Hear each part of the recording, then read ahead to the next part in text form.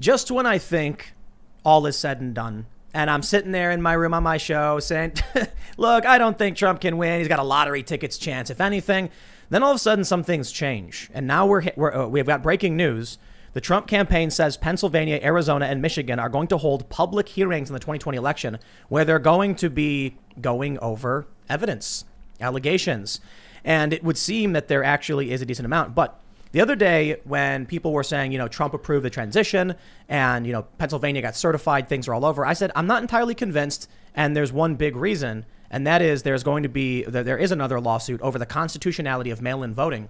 So Sean Parnell, who you ran in which district? Pittsburgh, but which district was it? Pennsylvania's 17th congressional district.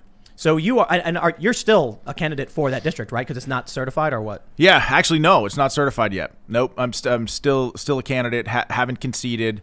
And please excuse the beard. It's No Shave November, right? All right, for sure, yes. So yeah. We're gonna go over all of what's going on, and man, you were telling me some crazy stuff earlier. So we've got some sounds like evidence of impropriety at the very least. We'll put it that way. For sure. I mean, look, the election itself was, and I think that anybody that's looking at this in a fair-minded way would tell you that this election was a nightmare, right? It's the first time that any, major country has used universal mail-in voting at a scale like we have. And there were abnormalities, oh my gosh, can't speak today, and statistical irregularities and anomalies in almost every state that it was used in. So I think the American people have a right to be suspicious of the process, given that it was the first time it was ever used. Most European countries have banned universal mail-in voting or the mail-in ballot because of the propensity for fraud. Let's jump in. Before we get started with everything, subscribe, smash the like button, hit the notification bell, because we're gonna dive in. But that being said, again, like button, subscribe.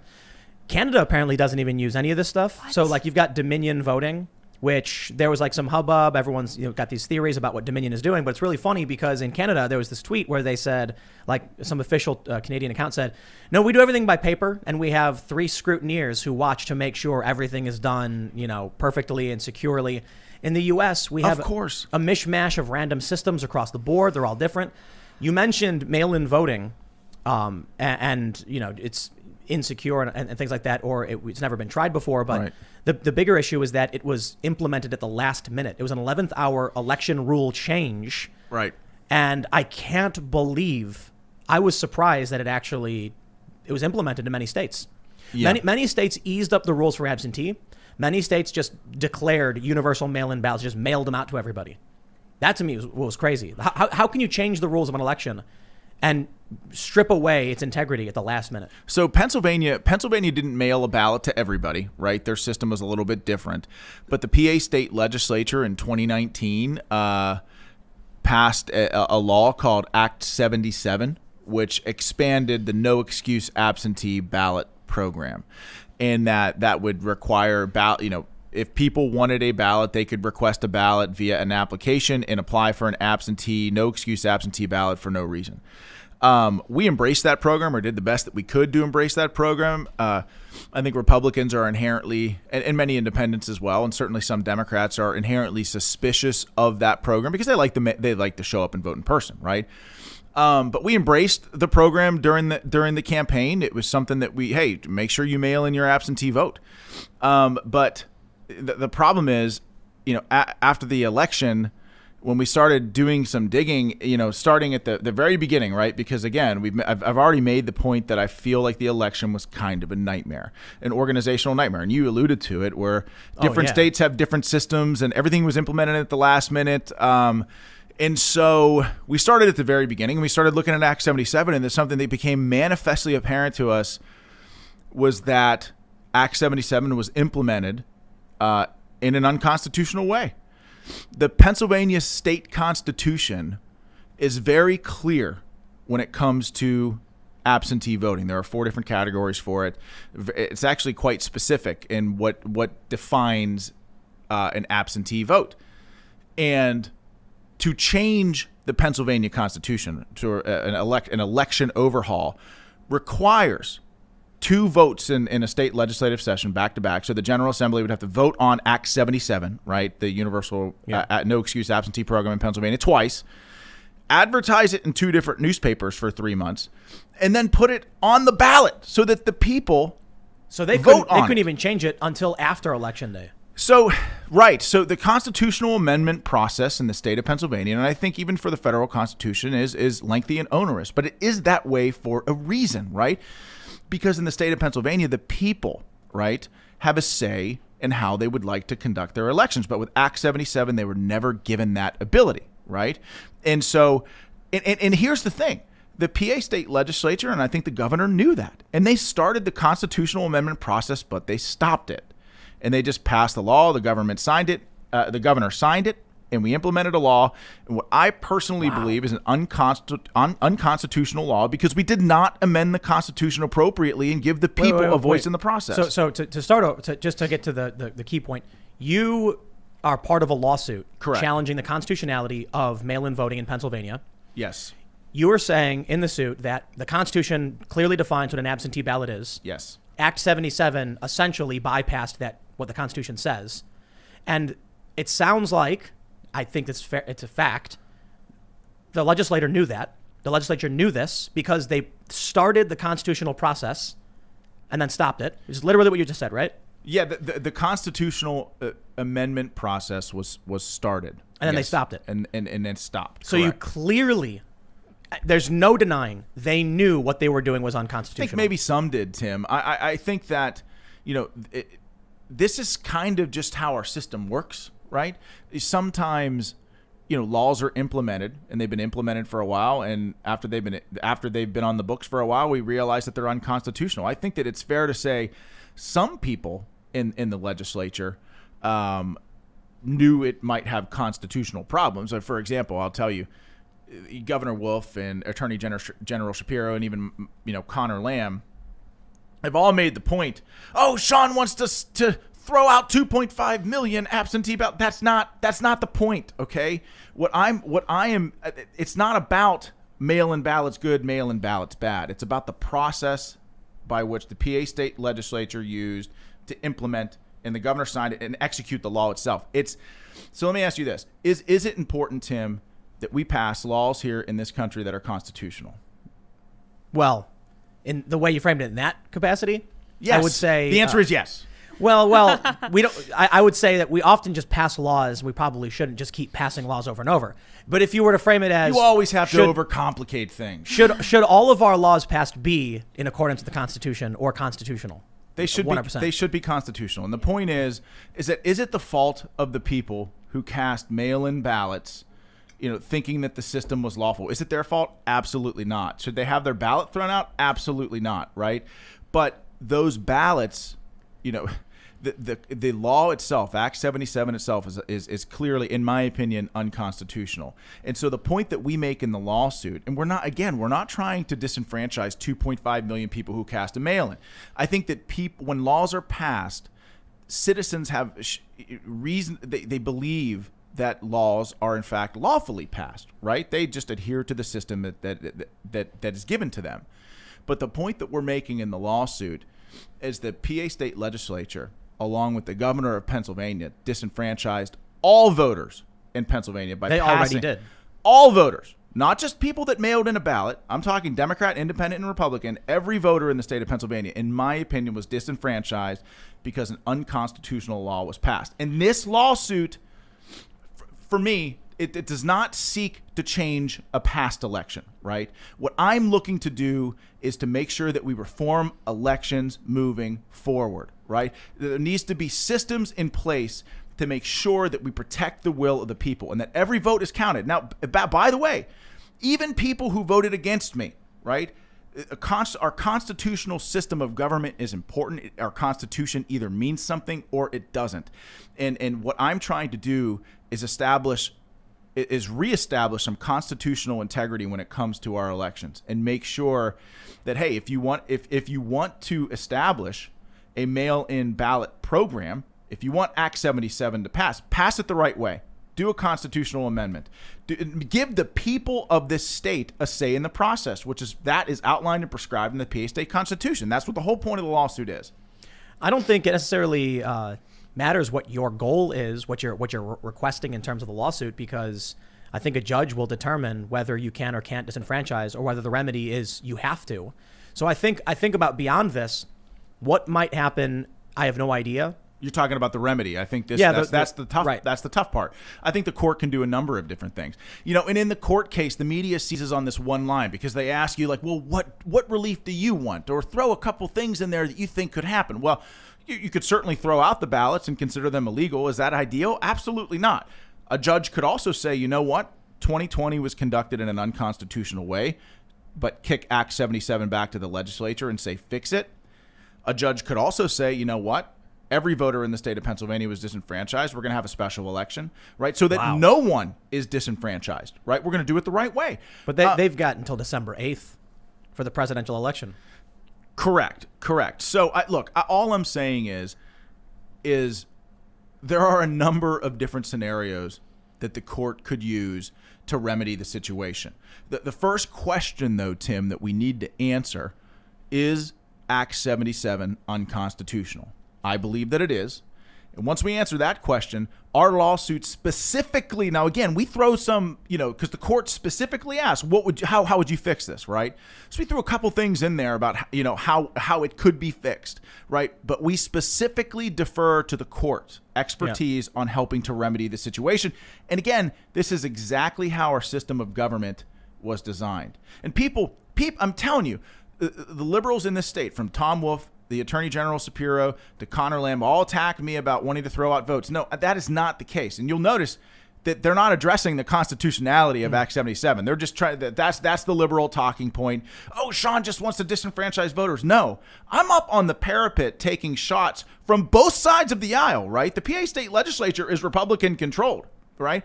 This is not about party politics to me. I did not take an oath to defend a political party. I took an oath to defend the Constitution and the people of this state, regardless of their political party, right?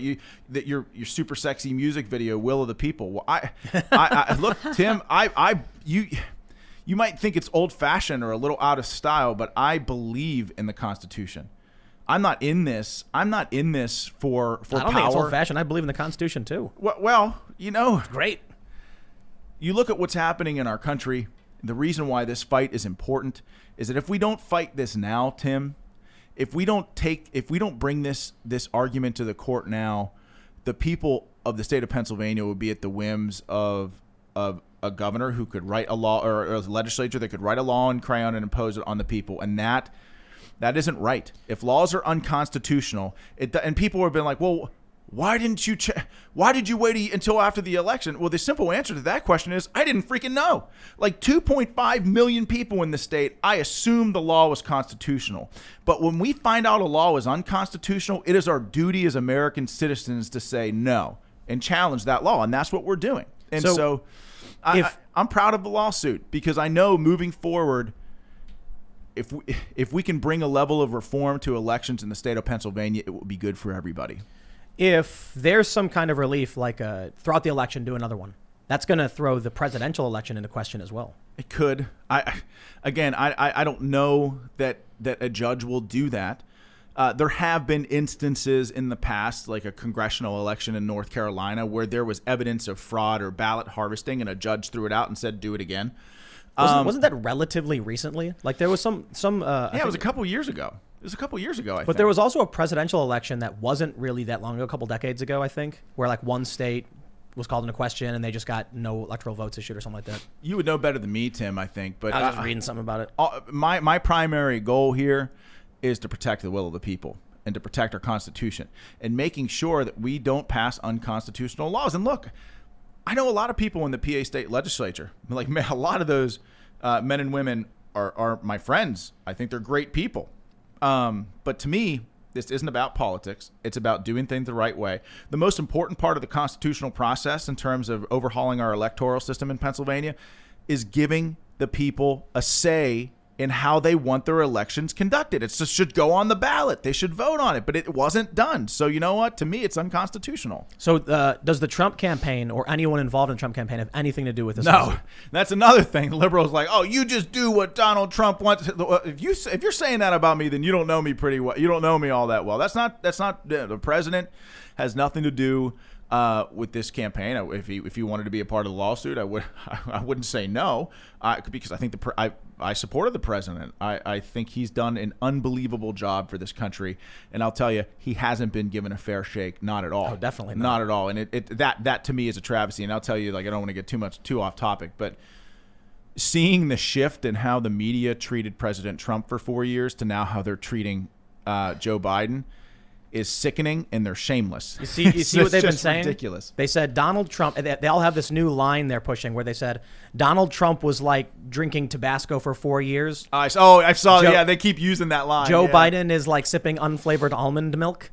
And my response was actually Joe Biden is like when you're like really thirsty. So you like go to the fridge and you're like, maybe after workout, and you open the fridge and there's nothing in there, just milk. And you're like, just drink the milk. You grab it, you crack it, you start chugging it. And all of a sudden you notice something thick and you're like, wait, there's a chunk in there. Yeah. And you pull it down and you That's go, gross. oh, it's spoiled. And then you run to the sink and start barfing all over the place. Gross. That's like gross. Biden. But that actually is the perfect analogy. The people who voted for him not realizing what he was. And now what there was a poll that came out today that said something like, gosh, I couldn't quote it. But was it there was a Newsbusters poll? Yes, about like if 50% of the people didn't know about the Hunter Biden story, and if they knew about it, 9% of the people would shift their vote away from him. And then that's a real problem. But not even that. They didn't know the record economy. They didn't know about energy independence. They didn't know about the peace deals. They didn't know about the troop withdrawal. And when presented that information, they all said, "Oh, I would have voted for that." So the media keeping all of that, not reporting on it, was helping Joe Biden. We all knew it was helping Joe Biden. We said it was helping Joe Biden, and there you go. And look, people are treated like they're conspiracy theorists if they're suspicious of an election. Now, look, we've never done mail-in ballots on the scale that we've done Universal. in this. It's the first time it's ever been done. President Trump is more popular today than he was in 2016. 10 million more people voted for him, Tim. He did better with African Americans. He did better with Latino Americans. If you told me in 2016 that President Trump was 10 million more people were going to vote for the guy, but it wasn't going to be enough because Joe Biden was going to get 80 million votes, are you kidding me? Are you kidding? Look, 11 million more than Obama. That's crazy. At the height of his popularity. Right. And I'm sorry, President Obama. And look, again, like people make the mistake of thinking like I'm a blindly partisan guy. President Obama, it was a movement, right? Oh, definitely. People voted for him. People loved President Yep. Obama. Don't tell me for a second that Joe Biden was more popular than President Obama at the height of his popularity. People can see things. People can connect the dots on their own and draw suspicions. The argument there is though that it's actually no one cares about Biden. They were voting against Trump. So that's what they say, but that's what the media says, Tim. But I don't buy it because Yeah, I don't either. Well, not completely at least. A dislike of President Trump doesn't drive like 80 million people to the polls. Now here, so people are seeing things like this. So in Allegheny County, that's Pittsburgh, right? 85% of which is 85% of Allegheny County, north of the city of Pittsburgh, is in my district. Now, Joe Biden got the second highest voter turnout in Allegheny County in the history of this country. Second only to Lyndon B. Johnson in 1964, okay, when 30% more people lived in Allegheny County. Wow. 30% more populous. But he got the second highest vote total, just a couple thousand votes. I mean, so people are rightfully suspicious of that process. And then you combine that with mail-in voting, and it makes people wonder, like, 70 plus million people in this country. And this is part of the reason why this lawsuit is so important. Because if we don't set some parameters to our electoral system in this country, right? 70 plus million people in this country will never trust an election again. I don't think they will. I think we're at, I'm seeing people say, there's some people saying don't vote Republican in Georgia yeah, I know. because the Republicans aren't supporting Trump. Then I'm seeing other people say, no, don't give up. You have to stop them from taking the Senate. But a lot of people are just saying, why? If they cheated now, they'll cheat then. what's the point? Well, so the point is, for number one, we can't allow that to happen because our country means something. Our country is the greatest benevolent force that's ever existed on the face of the planet. Our country is a bright beacon of hope for people. I want my kids to grow up in a country that is rich with opportunity and vibrant and free, like a country that I had when I was a kid. I want my kids to be able to put a skate park in their freaking garage if they work hard enough, right? Oh, yeah. I want that for my kids, but right now that's at risk. And so, people are like, it's funny how like people treat me like, I think publicly, at least the left, like I'm just some sort of run-of-the-mill politician that like would love to make a career in government. Like, I've got a pretty great life in the private sector. The president called me off the sidelines. Like, when, serving the people of the state of Pennsylvania or the Commonwealth of Pennsylvania or the people of PA 17 would be the greatest honor of my life. I'm in this for service, right? Me winning a congressional seat in Western Pennsylvania means a pretty significant pay cut for me. I'm not in this for the money. I'm in this to serve the people. And right? you have served. And I have served. And here's the thing, Tim. The point that I'm building to is that the people at this point in time in this country don't have a choice. We have to fight. Because if we lose those 2 Senate seats in Georgia, this country will never look the same again. You can bet that the Democrats will pack the court. Why? Because they've said they were going to pack the court. You can bet that the Democrats, with control of all 3 branches of government, will add 2 more states. Why? Because they've said they were going to add 2 more states. And they want to make sure Republicans never win again. Absolutely. You could bet that the Electoral College will go away forever. Why? Because they said the Electoral College will go away forever. We have to win those 2. We have to win those 2 Senate seats in Georgia, and if we win those 2 Senate seats in Georgia, I think we'll likely pick up more seats in 2022. But in the meantime, we have to fight to protect our electoral system, so make sure that people have faith in them. So, yeah, I'm willing to get up on the parapet and take shots from Republicans and Democrats because, the Republicans are mad at me because the PA state legislature that passed Act 77 were largely Republican controlled. And again, I don't think they knew that it was unconstitutional. I think that they were just trying to make the system better. I don't know if I agree. If they started the process and then backed off of it, sounds like they knew it was unconstitutional. It sounds to me like they went, hey, wait a minute, we need an amendment. We're not going to be able to pass this amendment because no one's going to approve of it. So just ram it through. Well, what they did, that is damning evidence. We make the distinction in our lawsuit is that they changed the name from absentee to mail-in, right? So, but what they did was make a distinction, and we make this case. They made a distinction without there being a difference, if that makes sense, right? So yeah, they just claimed a distinction, but they're the same thing. And so the idea is, and so I'll also make another point, and this is a message to the if Act 77 is in fact deemed unconstitutional, and I really hope and pray that it will be. President Trump was the first president to win the state of Pennsylvania since Ronald Reagan. The first Republican? Yes. Yeah, the first Republican to win since Ronald Reagan. And after 2016, between 2016 and 2020, Republicans in the PA state legislature said, you know what, let's just change the whole system, right? It's the weirdest thing. If there was some structure to our electoral system in Pennsylvania, right? I think President Trump still wins. I don't think Attorney General Shapiro wins. I think I win. The mail-in ballot program, and here's another thing. I don't think that the Republicans in the PA state legislature expected Governor Wolf to remove every safeguard that makes mail-in voting safe. I think that's a very important point to make. He removed the deadline. He removed the postmark requirement. He removed signature verification. He watered down the integrity of the ballot so much that how could you possibly verify who's sending in the vote is the person actually voting? And so, yes, Tim, people are rightfully skeptical of this election, and I don't think that's a problem or a conspiracy theory. Well, there's a lot of evidence that fraud occurred. There's a lot of evidence of irregularity. There is, according to the Voter Integrity Fund. Have you heard of these guys? Yes. According to them, I don't want to put words in their mouth, but what they're asserting is widespread voter fraud. That they found in Georgia 1,000+ votes that had commercial addresses with apartment numbers listed to trick essentially the system into thinking these non-residential addresses were actually residential. Sounds like that person should not like is not a real person voting. So I wonder, though, in Pennsylvania, with you've said people are rightfully suspicious. We did talk a little bit before the show, but I'm wondering if you think there was fraud or if you've seen anything. Well, I will say that there are definite anomalies. There are definite irregularities.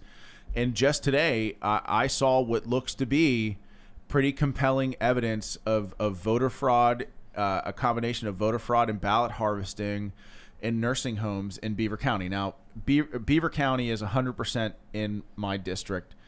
And we noticed, it was the Republican chairman of Beaver County. His name's Jim Christiana, along with the sheriff, Tony Guy, two great people. They noticed that there are a lot of people in nursing homes in Beaver County that had requested a ballot, filled out a ballot, and returned it all on the same day. Now, that was a sort of an anomaly. Wait. How do you request it and then get it on the same day? Well, they got to send it to you? I mean, maybe somebody delivers the ballots and people fill it out. But but like if you request it, did someone just run over, like you make a phone call, I'd like a ballot, and they run and give it to you? Yes.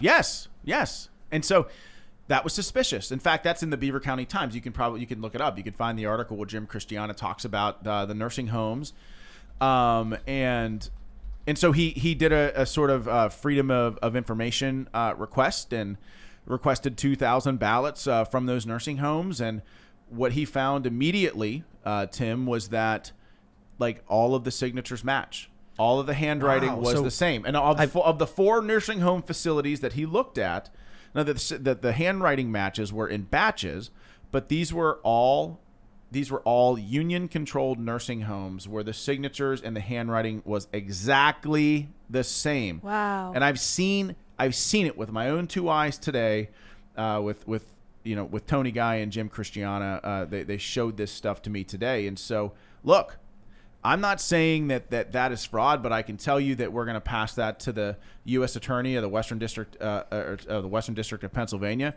and we're going to let them decide. We're going to let them do an investigation. Is it fraud? Is it definitively fraud? I mean, without an investigation having been conducted, I mean, I'll be careful with my words. I don't know, but so I pulled it up. It's Times Online, and it says Beaver County nursing homes. Christiana questions mail-in ballots. That's it.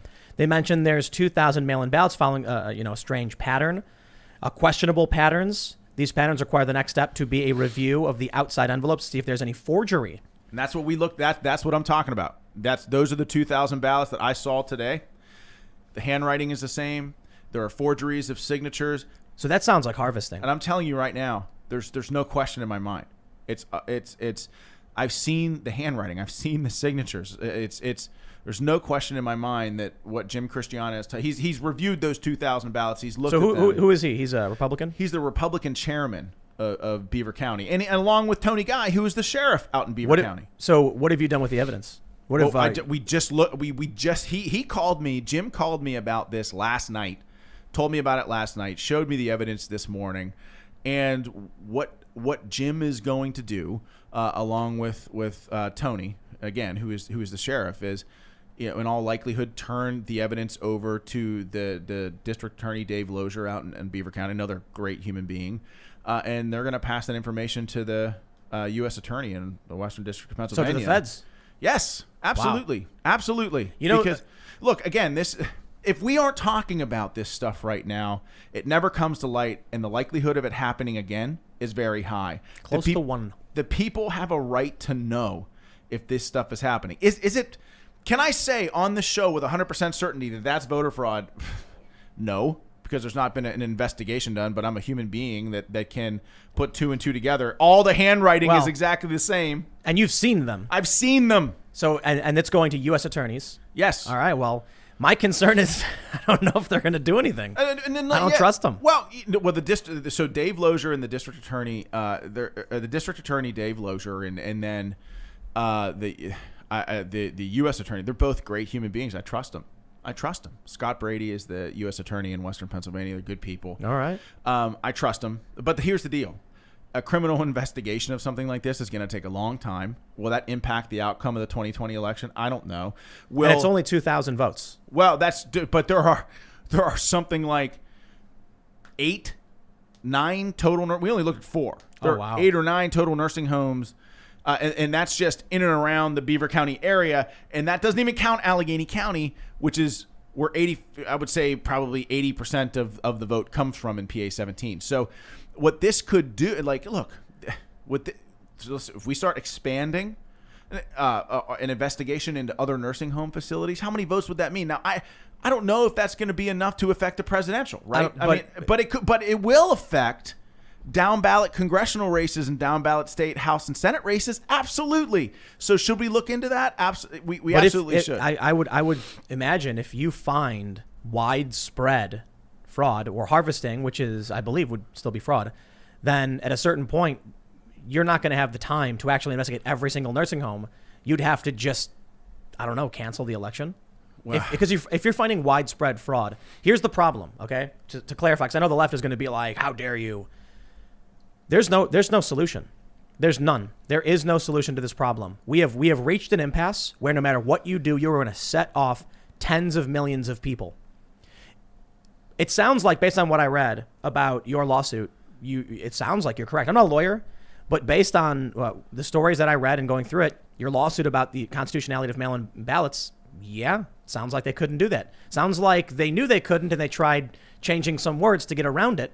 And that creates a problem where now the Democrats are saying we won, and you're saying this is the Republicans' fault. The Republicans passed this Act 77. Yeah, and it's screwing over. I am careful to say it's their fault because, again, Tim, I mean, there are laws that are passed that are unconstitutional that are on the books for years, and we don't realize that they're unconstitutional for years later. So my point is, this is how our system of government is intended to work. Sometimes we don't always know if a law is unconstitutional or not, and that's why we rely on the courts. I don't mean like it was intentional, but it is their fault. If they passed a law that was unconstitutional and it causes problems with the election where it's got to be thrown out, ballots are but let's not let Governor Wolf off the hook. He's certainly. And how about the Attorney General? Right, good point. Like the Attorney General, who is also a Democrat, Josh Shapiro, should have probably caught it before it was passed. Yeah, but do you know why they didn't? And do you know why? And their attacks on me, which they've all, like every Democrat in the state of Pennsylvania. And believe me, they've fired up their base. I've had death threats. My attorneys have had death threats about this. Wow. It is not about throwing out 2.5 million mail-in ballots. The people who cast a mail-in ballot and thought that the system was legitimate and that Act 77 was constitutional. This is not about that for me. As much as the media would want to write those sensationalist headlines and the left is attacking me for wanting to throw out those ballots, that's not true. But you'll notice in their attacks, they're not addressing whether Act 77 is constitutional. So it sounds like we're at a point where these ballots are no good. The election was no good in a lot of ways. There's potential even fraud. We pulled up the Beaver County Times, and it sounds like there's strange goings on. Here's the way I describe it. You're walking down the street, and you see a building, smoke alarm's going off. All right, what does a smoke alarm mean? Usually means there's a fire. You don't see smoke, you just hear the alarm. So we call 911 figuratively, and we say, hey, we're hearing an alarm go off. And the response we get is, do you have evidence of widespread fire? No, but the smoke alarm is going off. And they're like, well, we only come out if there's evidence of widespread. No. When I hear the smoke alarm, you come out to check if there's fire. That's a good so analogy. if we're seeing these anomalies, these signatures, these stacks of ballots, the FBI has to come in, or whichever agency, and actually launch an investigation. And they better do it PDQ because we have deadlines. And then the problem is if they don't, and now we're getting reports we're going to have these hearings in 3 states. If these hearings, we actually get hard evidence presented, they're going to go over affidavits. And I'll tell you, during the Michigan certification hearings, we had a guy call and rattle off a list of evidence of impropriety and potential fraud, and they ignore it. What's going to happen then if you don't investigate is all the legal challenges saying you were made aware of this, you didn't investigate, we want an injunction. And then what if the courts, this is what people need to realize is that courts are humans. And so even if something is technically correct, they might not allow it. And it comes down to the judge. So there was one of the cases Trump lost. The judge basically said, you're right, but we're not going to disenfranchise. So in the future, we'll just do it better. That's called prospective. And I'm not a lawyer, but that's called prospective relief. And so that could be one of the scenarios in this lawsuit with Act 77. They could say, 2020 was FUBAR, right? But let's do it better in the future. And we can't do it. The thing is that I would be okay with that. But the country wouldn't. 73 74 million Trump voters would say no. If they say right now in any capacity that this was unconstitutional, but we're going to let it stand, it's going to be, I don't even know how to describe what's going to happen. Well, here's the thing. I don't see, I don't see a court. Well, I just don't know. I don't know how.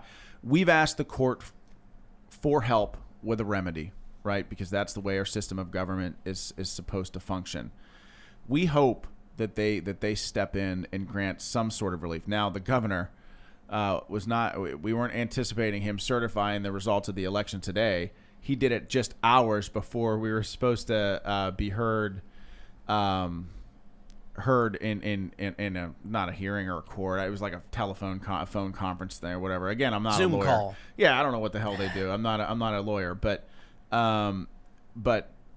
he certified the results of the election, and during that time, the electronic filing system for the Commonwealth Court of Pennsylvania was down. So, like, what do you do? Like, I feel like you've always got to err on the side of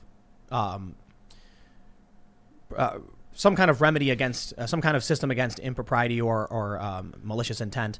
If there's a certification process and the electronic filing system goes down, then the court should be like, nope, no certification, because you can't have emergency court filings being blocked or unable to process while someone's slipping through some major Yeah, and Tim, we weren't asking the court to block certification to overturn an election. We were blocking certification so that it would give us time to make our argument, right?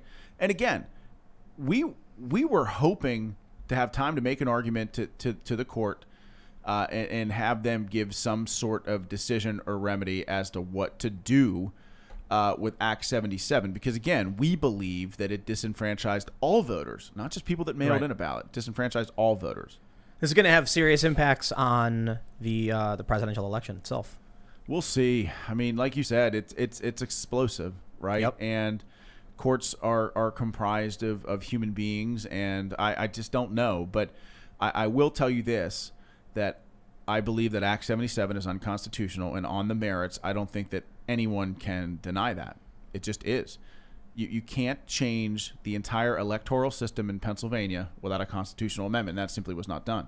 I mean, for a lot of other states, I would imagine it's the same thing or similar in some capacity. I was, like I was mentioning earlier, surprised to when they were making all these sweeping changes, to hear that courts were agreeing with it. 11th hour election changes. And of course, Democrats were very much okay with it. And you mentioned this to me on the show when you came in the first time, that, well, they believe it's going to help them win. Absolutely. If Democrats, believe me when I tell you, if Democrats thought that mail-in balloting would disproportionately help Republicans, they would be so against it. Of course.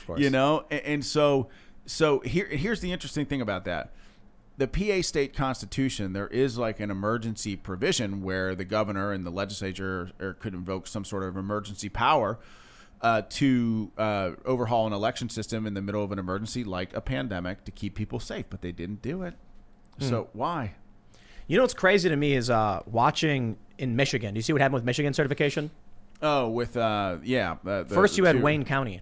Yeah. Where Republicans got they didn't want to certify, and then there were death threats, family threats, and then they certified. One dude said, your kids probably go to this school. Yeah, it's like right away someone's going to be like, please stop, I'll just sign whatever you want.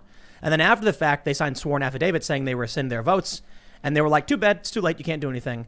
And it's the stupidest thing, because what people need to understand is that we don't live in a computer. We're a country composed of people. Meaning, if there's here's what people don't get about like contracts, right? They have this movie-esque understanding of how contract law works, where it's like, if I take out a piece of paper and says Sean Parnell signs over all of his assets to me, sign it, it's not going to hold up in court. The judge is going to be like, get out of here. Like, that's not a real contract, But people think, oh, but you signed it. So when it comes to, what happened in Michigan, you could have a hearing and the judge can be like, no, it's a good point. They were getting threats. We can clearly see the threats. That's not a legitimate document. You can't put someone under duress to get them to sign a document and have it be upheld in court, especially when you can clearly prove it. The crazy thing about Michigan is that I was watching the actual hearing they had when it went to the State Board of Canvassers. And one of these guys, his name is like Aaron Van Langeveld, I think his name is, was just absolutely ignoring the evidence presented or I should say this, claims of evidence. The people were calling in saying, here's a document, here's the individual, here's the law. And no matter what anyone said to him, he was like, I have to certify. Nope. One guy read him the law like 10 times. And he's like, it says for any necessary purpose to certify, meaning to ascertain the truthfulness, you can adjourn. He goes, I can't do that. Sorry. So that it's crazy to me watching this Republican be like, nope, there's literally nothing you can say. I'll ignore the law.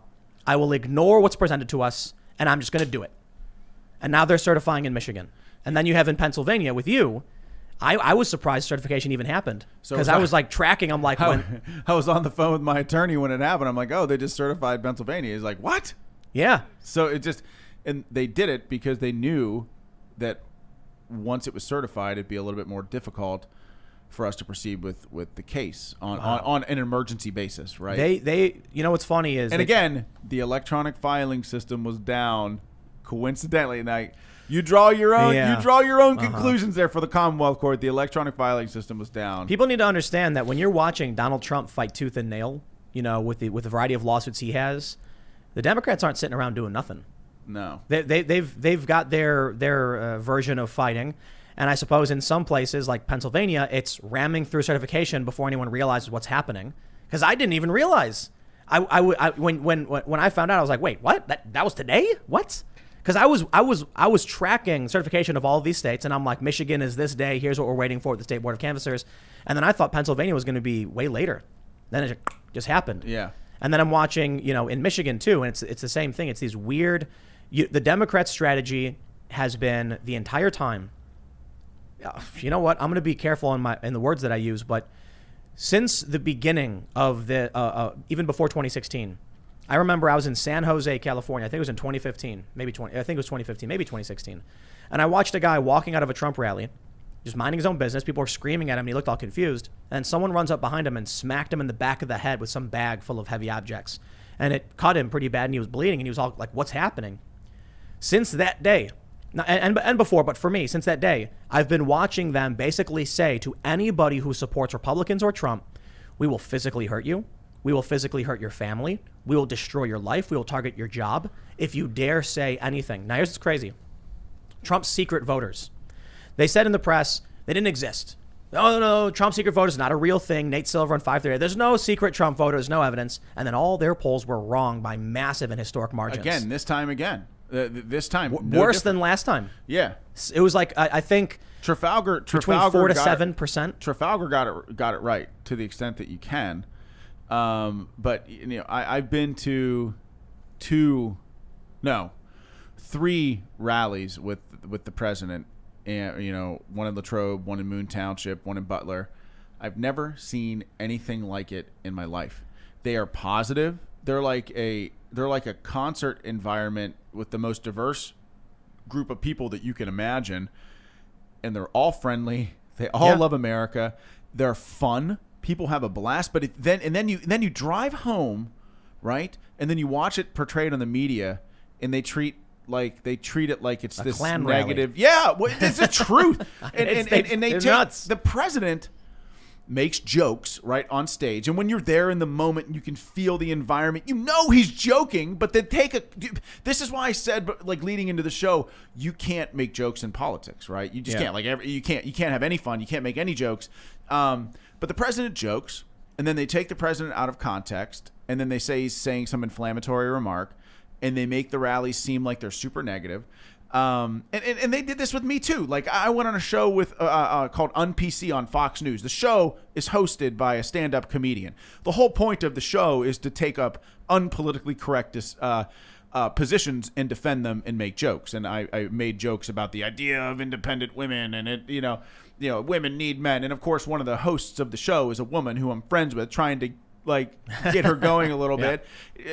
We were having fun, but what they did was during my campaign was clip that up and attack me somehow I hate women. It's like, wait a second, it's a comedy show. That's not true. That's part of the tactics we've seen over the past several years. The cancel culture. They exactly. So think about this.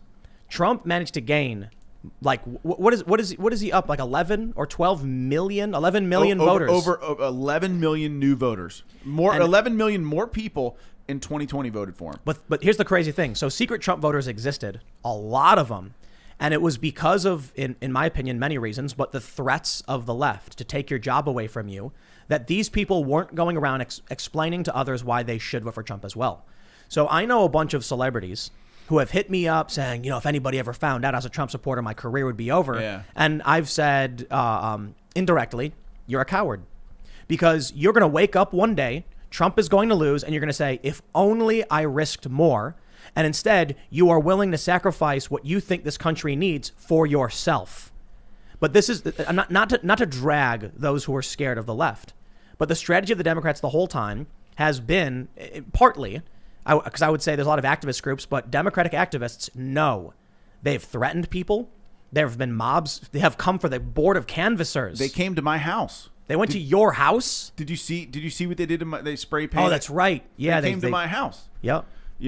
And people are like, "Oh, Parnell did that himself." I'm like, "You think I got between the two of us, we got 6 kids. You think I got time to go out and spray paint my damn garage with red paint? Like, ain't nobody got time for that." Antifa does. They came to my house, and that's my thing. After having been, I'm an infantry combat veteran. I've been 485 days of heavy combat in the Hindu Kush Mountains of heavy combat. My platoon took an 85% casualty rate. Like, I took real life flak in Afghanistan. Like, I was wounded over literal there. flak. Yeah, like I can take this too. And to me, and I've said this to you before, but I mean it when I say I don't take an oath to a political party. I love this country. I love the people of this country, and my oath is to the Constitution. This isn't a popularity contest, and maybe I'm in the wrong profession because elections are kind of like popularity contests. Definitely. But it's crazy. It's crazy how politics.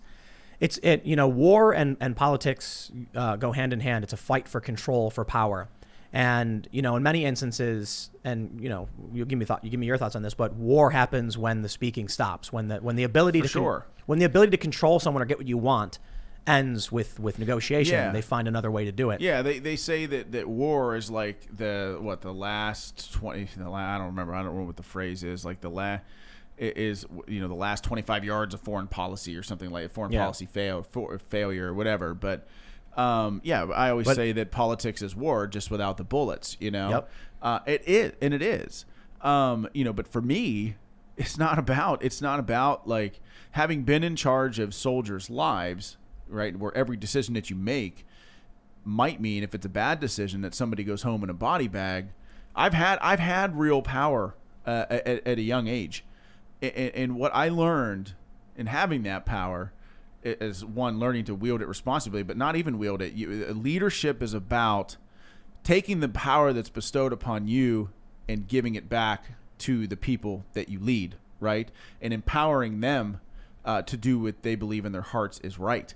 And so that's how I see the job of politician, right? And I hate that word. In fact, every time I say it, I throw up in my mouth a little bit. But for me, this job, like my ultimate goal, like if I ever win an election in my life, would be to go to Washington, hit the reset button on everything, and then move back to Western Pennsylvania and like buy a farm and never talk to anybody else again when the mission is complete, right? Because I am not, being a politician in Washington, while it would be a tremendous honor to represent the people, that's not like the pinnacle of my life's ambition. The challenge is the war is never ending. In actual warfare, you can take the ground and then you're like, we got it, you secure it, we're good, or whatever, or, the war can be ended. But in terms of politics, there's always pushback. So you get into Congress and you say, hey, we're going to stop these things, they're unconstitutional. They're pushing back the whole time, endlessly. Yeah, and the left, and the thing about the left is that they know how to fight. They know how to organize. Newt Gingrich says it best. Republicans care about campaigns. Democrats focus on elections, right? And interesting. He's right about that. Yep. The campaign that we ran for Congress, I would say, was the best in the country. We had thousands, and I mean thousands of volunteers. But they were changing the rules. They were changing the rules. They changed the rules, and they said, it reminds me of that old quote, put me in charge of a nation's money, and I care not who makes the laws. Who said that? Is that a real quote? Maybe it's just something on the internet. You just made that. Sure, you just made it up. Yeah. I think it was like Nathan Rothschild or something. Oh, Nathan Rothschild. Interesting. Well, I will tell you, you are right. I think you are right to a certain extent. They made sure the rules benefited them. You look at our experience on election night, right? And I'll just walk through what happened, right? On election night, we spent it with friends and family at my house. We'd run up the score. We were up on Lamb on election night by 17 points. Oh. Over 43,000, close to 45,000 votes. Like, we were up on 45,000 votes on election night. And then all of a sudden, Allegheny County stopped counting. And we're like, wait, why is Allegheny County stopping counting? Why are they doing that? And so they're supposed to start counting again the day after Election Day at 10 in the morning. Right? Did they start counting at 10 in the morning? No. Yeah. But a guy named Rich Fitzgerald, who is the ranking member on the Board of Elections, went out and did a media blitz instead and said, we're confident that when when the election is done and the ballots are counted, Congressman Lamb is going to have a 2 percentage point lead. Huh. And I'm sitting there with my team thinking, well, that is, you know what? That takes some gumption. That's a your bold boys prediction. Your boy's down by 45,000 votes. Precise prediction. We knew on election night, and we had run tabulations. These are not projections, right? Because we knew how many mail-in ballots there were for Lamb, for me, and independents. And we said if Lamb got everything he was supposed to get, and I got everything I was supposed to get, and we split independents, even give him 60% of independents, he had no mathematical path. We'd have a margin of victory just over 13,000 votes. People were calling us to congratulate us. I think a couple of news outlets called the race for us because, again, there was no honest mathematical path. But they found him. So after the Rich Fitzgerald's media blitz, they start counting the vote the day after Election Day at about 2:30, and the race tightened because Lamb had more mail-in votes than we did, and we expected that, right? And then at 8:30 or about 8:30, there were two ballot dumps, one of 4,000, one of 9,000. All for Lamb. Almost exclusively all for Lamb. Do you know the percentage? 20, almost all for Lamb. Like 25 minutes later, 25 minutes later, he scampers out to the podium and declares victory. Now, there are still 25,000 ballots left to count. Like, not mail-ins, like provisionals and things like that. And in Beaver County and Butler County, how are you going out and declaring victory with a razor-thin margin of like 1,000 votes at that point, unless you know something that I don't? What did he do before he ran for Congress? He was a federal prosecutor. The guy's never known a job outside the government. He's never had to earn a private paycheck in his life. But the point I'm trying to make is, what we're trying to get answers. Like, where do those ballots come from? Yeah. Allegheny County. But so you knew how many mail-in votes there were, and then it's not a projection. We knew. But then when they came in, they were all for Lamb. Is that what happened? Almost all. Is that what surprised you? Yes. Or was the number of mail-in ballots different? And right now, Lamb is up by like 88,000 or so votes. So that was the difference. Interesting. And so we still don't know where those ballots came from. But they weren't part of the original totals? Like, was it not that we were aware of. That's weird. But like, so... And so on a smaller scale, right? So when you're talking like about... The same thing that happened to me on a smaller scale happened to the president in places like Milwaukee and Detroit, right, and Philadelphia. Well, you're talking about Beaver County, these 2,000 ballots. That could change your election. Well, I don't know if it would be enough to change the election, but I will say in a few hours' time, they found 2,000 ballots that were very questionable. Now, if we had more time, looking more nursing home facilities, 8,000 votes in a race where 440,000 people voted. Are you gonna call for a hard audit? Like the Pennsylvania State Legislature called for one, and then they did it. They had a committee, and they said, "Oh, you know what? We can't find a contractor to do it in 60 to 90 days, so we can't do the audit." But can't you do something about that?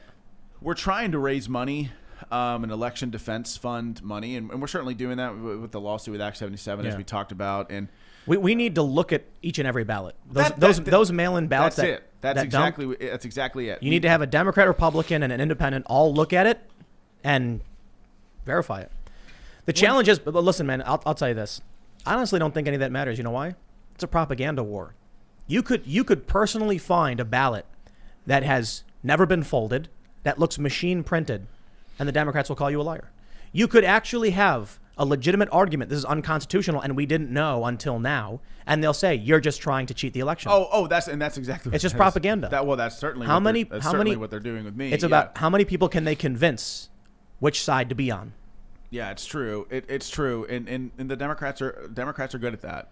They're good at that. And that's so to go back, I did Google search. I do believe that quote is not real. You just made it up. That's profound. No. It's a very famous quote on the internet, but it's like attributed to different people. So I found a bunch of different sources saying it was Nathan Rothschild, but it's not confirmed. They also say it's attributed to Mayor Amschel Rothschild or maybe Andrew Fletcher. So Twitter told me that it was Mayor Rothschild. And I believe everything I read on Twitter, so I'm going to go with Permit me to issue and control the money of a nation, and I care not who makes its laws. I'll put it this way. Give me control of the rules of an election, and I don't give a crap about someone's campaign. I don't care how they campaign. If you can change the rules, then what does it matter? Well, and look, that's certainly what the Democrats did this election. You know what's funny? Republicans end up losing because they didn't cheat. Well, I mean, what happens is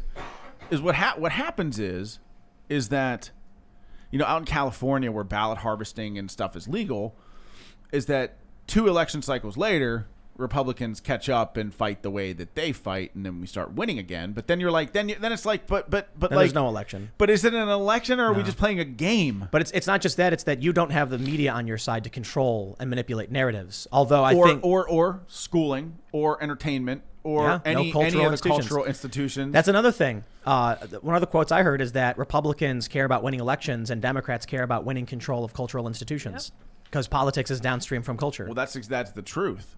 That's the truth, and that's why part of the reason why I do what I do, writing fiction and stuff like that. I mean, like, is because conservatives are really bad at it.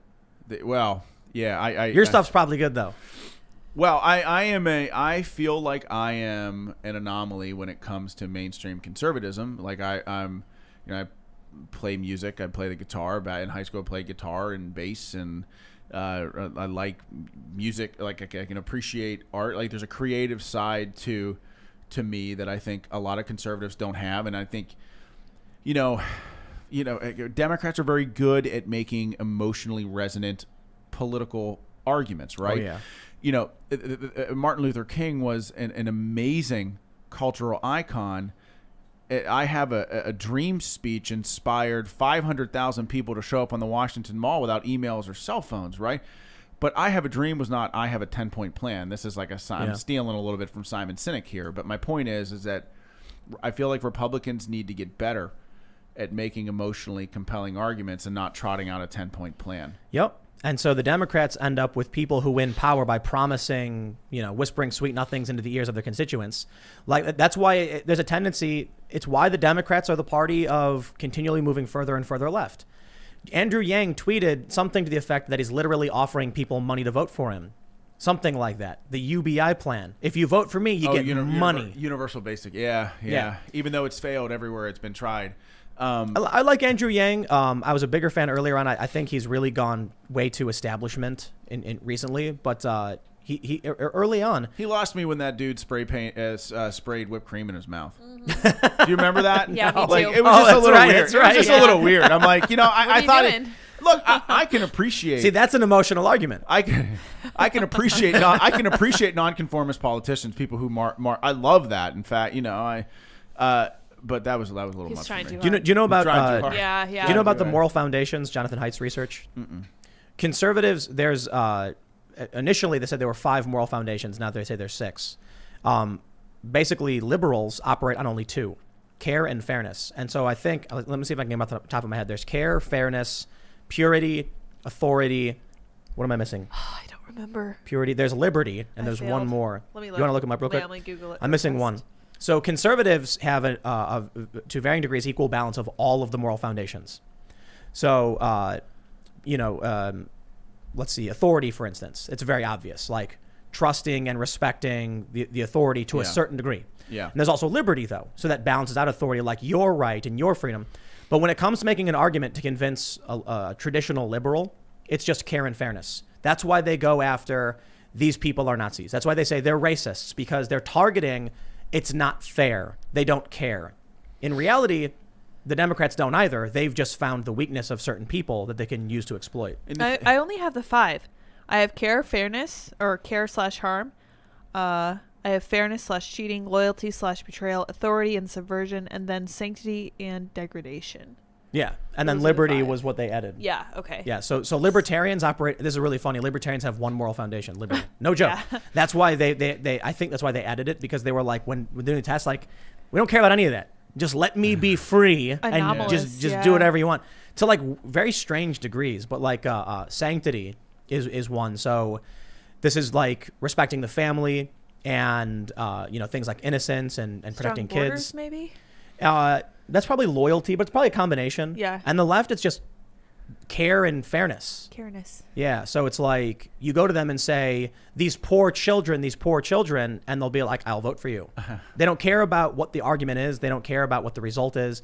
Literally just don't be mean. But then the weird thing about it is it's really easy to rile up many of these traditional liberals to be mean and unfair and uncaring. It's interesting if you think about this, the attack on me in my lawsuit to try to protect all of Pennsylvania voters from not being disenfranchised. With the way that they try to paint me is emotional fairness, right? Yeah. Like, you want to disqualify 2.5. It's like, that's not true. In fact, that's projecting. They changed the rules. Both Republicans and Democrats that's true. Changed the rules and played fast and loose with the will of the people. And now that's the best thing they can do. It's why they say this is what I love. Trump's the fascist. The fascist who's signing peace agreements, withdrawing our troops from the Middle East, and who did not invoke the Insurrection Act to go crush protesting and rioting. You're exactly right. If you told me, after having spent enough time in Afghanistan to legally vote in that country, I swear, Yeah. if you told me that President Trump was going to sign Middle East peace deals and come closer to Middle East peace than any other president in my lifetime, I mean, I think I wouldn't have believed you. What I know. this I mean, either. energy independence, and I would have never believed our country would have been energy independence. I always thought we were going to be beholden to countries that hated us. We're energy independent. We've got Middle East peace deals. The president has weakened our enemies like China and Russia. His foreign policy has been remarkably successful. His domestic policy, almost every demographic has lived a better life under this president. Again, he performed better with Latinos and African Americans. The president, as part of his agenda, has been lifting up the African-American community with opportunity zones and funding historically black colleges. This guy has done more for this country and gets absolutely no credit. And this is the thing that kills me. You think he needs this? You know what? I mean, the guy's a billionaire. Think about this, Tim. The guy's a billionaire, right? In 2016, he defeated a Clinton and a Bush, right?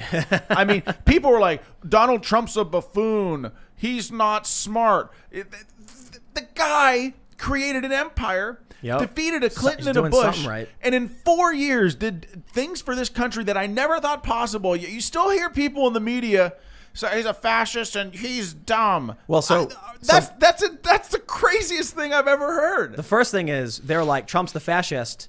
Now that we've defeated him, bring on the forced mandatory lockdowns. Yeah. In Newark, New Jersey, the mayor was saying they didn't want you couldn't leave your home. Did you see the police, who I love and I'm a big supporter of, but did you see the police like arresting that guy who violated curfew? They're like, get your hands in the cuffs, and he's like, there's like 20 of you on me. I can't even move. He's like, why are you tackling me? He's like, you violated curfew. It's like, which I didn't see that one. It's crazy. It's crazy. Wow. And why are we locking down again? I don't know. It's against science. Well, there's there's scientifically dubious. The mask study that came out, 6,000 participants, 3,000 people. The one from Denmark. Denmark, yeah. 3,000 no masks, 3,000 with masks, and the people that wore masks changed out their masks every single day. And you know what the media says in this country about the study, who determines that their masks don't really help. In fact, they can put you at more of a risk. The media in this country is like, well, what this study actually means is that we need to wear more masks Yeah. and wear them more. I'm like, how could you possibly come to that Yeah. conclusion? That's not what the study says. You're not allowed to talk about it. They had great interpretations. You're not allowed to talk about any of this stuff. No. You're not. You're not. So it's very obviously what they do. I think, look, Democrats have one very simple and easy path to victory. Low information voters. It's why they target the youth vote. So look, I can be more disrespectful towards the Democratic politicians. You're trying to be probably for the people, all the people, regardless. Well, I think in our campaign but we had a ton of youth support. But there are smart young people, but like most young people lack the experience to understand why I hear these. It's really funny when you see all these young people who are for socialist policies, and I mean literal socialist policies, not social democratic or like I'm talking about these democratic socialists who want to give the means of production to the working class when these people are not the working class. That's the funniest thing. You look at these DSA meetings, the Democratic Socialists of America, and you see a bunch of like 20 somethings who don't actually do the hard labor jobs. They're like the managerial elites. They're the upper middle class suburbanites, claiming that they should give the control of the means of production to the people. That's insane. But then you see when they actually do say stuff like healthcare is a human right. Like how is it possible that someone else's labor is your right? Someone has to do that work. Now, I certainly think we can do our best to make sure that we grant healthcare to more people, because I'm actually a fan of like base level universal healthcare, which would be if you break your arm, if you get the flu or something, you can go in and you don't got to worry about it. So that way we make sure that people aren't dying in the streets, so that people aren't getting serious deformity, serious long-term permanent damage. I totally agree. There needs to be a safety net for everybody. But the issue is when it comes to rare and exotic diseases or genetic ailments that are hard to cure, we can't guarantee it as a right. But here's what the Democrats do. They use these things that just... It's a child's solution to a grand problem. The easiest way to explain it is when you see these people say, we have more empty homes than we have homeless people. Problem solved. It's like you can't just put a homeless person in a random house. The house has to be maintained. Like otherwise it falls apart. You can get hurt. There's the building codes have to be upheld. You can't just take a mentally ill person, not all homeless people, but some. And this is what they don't understand, because a lot of young people don't have the experience or the understanding, and I mean that with no disrespect. They have I spent my early 20s working at homeless shelters, and then I actually learned, wow, homelessness has nothing to do with laziness or, for the most part, unemployment. Typically, it's an issue of mental health, and it's really hard to solve that problem. I learned that. Then you hear these people say, just put them in a house. I'm like, I've worked with these people, man. We need to be there for them. You can't just ignore this. The Democrats propose these kinds of policies that regular people don't understand why it doesn't make sense. Well, and I think what you're speaking to is something, we're talking about cultural institutions. I think by and large, many schools are failing our young people. Oh yeah. We don't teach civics anymore. We don't teach real social studies anymore. Finance. We don't teach finance or real economics. We don't. Capitalism in this day and age is almost a dirty word. Seriously. Schools should be like, okay, for today's class, how to file for an S corp. The difference between a C corp, an S corp, an LLC, a 501c3, a 501c4. Here's how you start your own business. Yeah. We don't do any of that. Well, and you talked about healthcare. I mean, you talked about having a base level of care for everybody, which I think is important. But I would like to see, we do association healthcare plans for businesses to allow small businesses to band together to have the same purchasing power as large corporations. I think that's a good thing. But if it's me, like, let's take it a step further, right? And let's let individuals band together of a certain age, maybe with certain healthcare needs, have it all be app-based technology.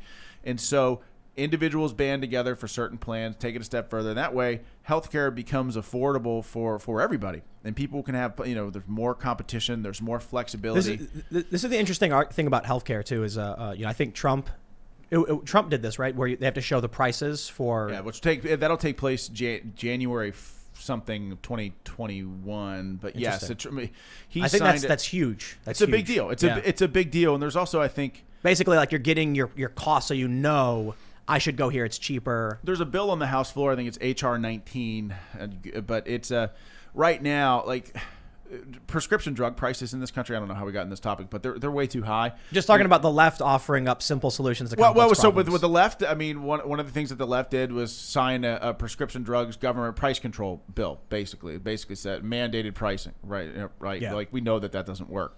But there's a bill in the House right now, HR 19, that would lower the cost of prescription drugs in a really pragmatic way.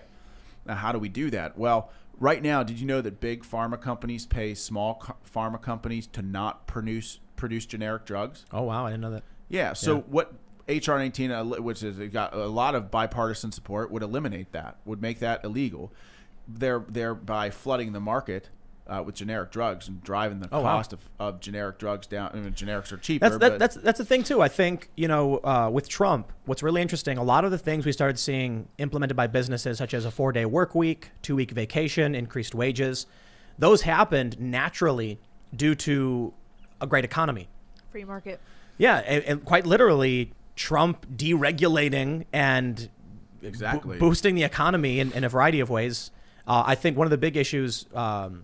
Trump's position on immigration resulted in not to get into too complicated situations, but when we saw, for instance, in these different chicken processing plants, illegal workers being deported or whatever, then Americans stepped up and said, now I finally can get a job. And so there were things like that that very directly tied into things Trump was pushing, tariffs, for instance, opposing these free trade agreements, which brought a lot of manufacturing back to the United States. And for a variety of reasons, the economy started doing really, really well.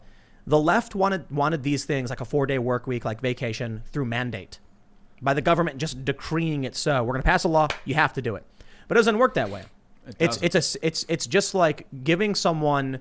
It's almost like, look, maybe some of these politicians just genuinely don't know how any of this stuff works, and thinks they can just rubber stamp everybody gets a house, we're done. Well, that does not surprise me, because many of these politicians have never done anything else but hold political office. Right. Yeah, Bernie Sanders. Yeah, I mean, his thing. And Joe Biden been in politics for 47 years, has been on the wrong side of literally every major decision that he's ever had to make. I mean, he literally opposed the Obama, the Osama bin Laden raid. Someone said he lost to Dukakis in '87. Is that true? I don't know. That's funny. I don't know, but did he? He did. Like, people were like over there nodding. Yeah. Yeah. I mean, even Robert Gates, who's Barack Obama's Secretary of Defense, said that he's been on the wrong side of every major foreign policy decision for his whole career. Now, where's the media on this? You know what I was thinking? I think very few people actually voted for Joe Biden, and this is one of the scariest ideas, that people voted to basically have no president. That is one of the scariest things, in my opinion. I think the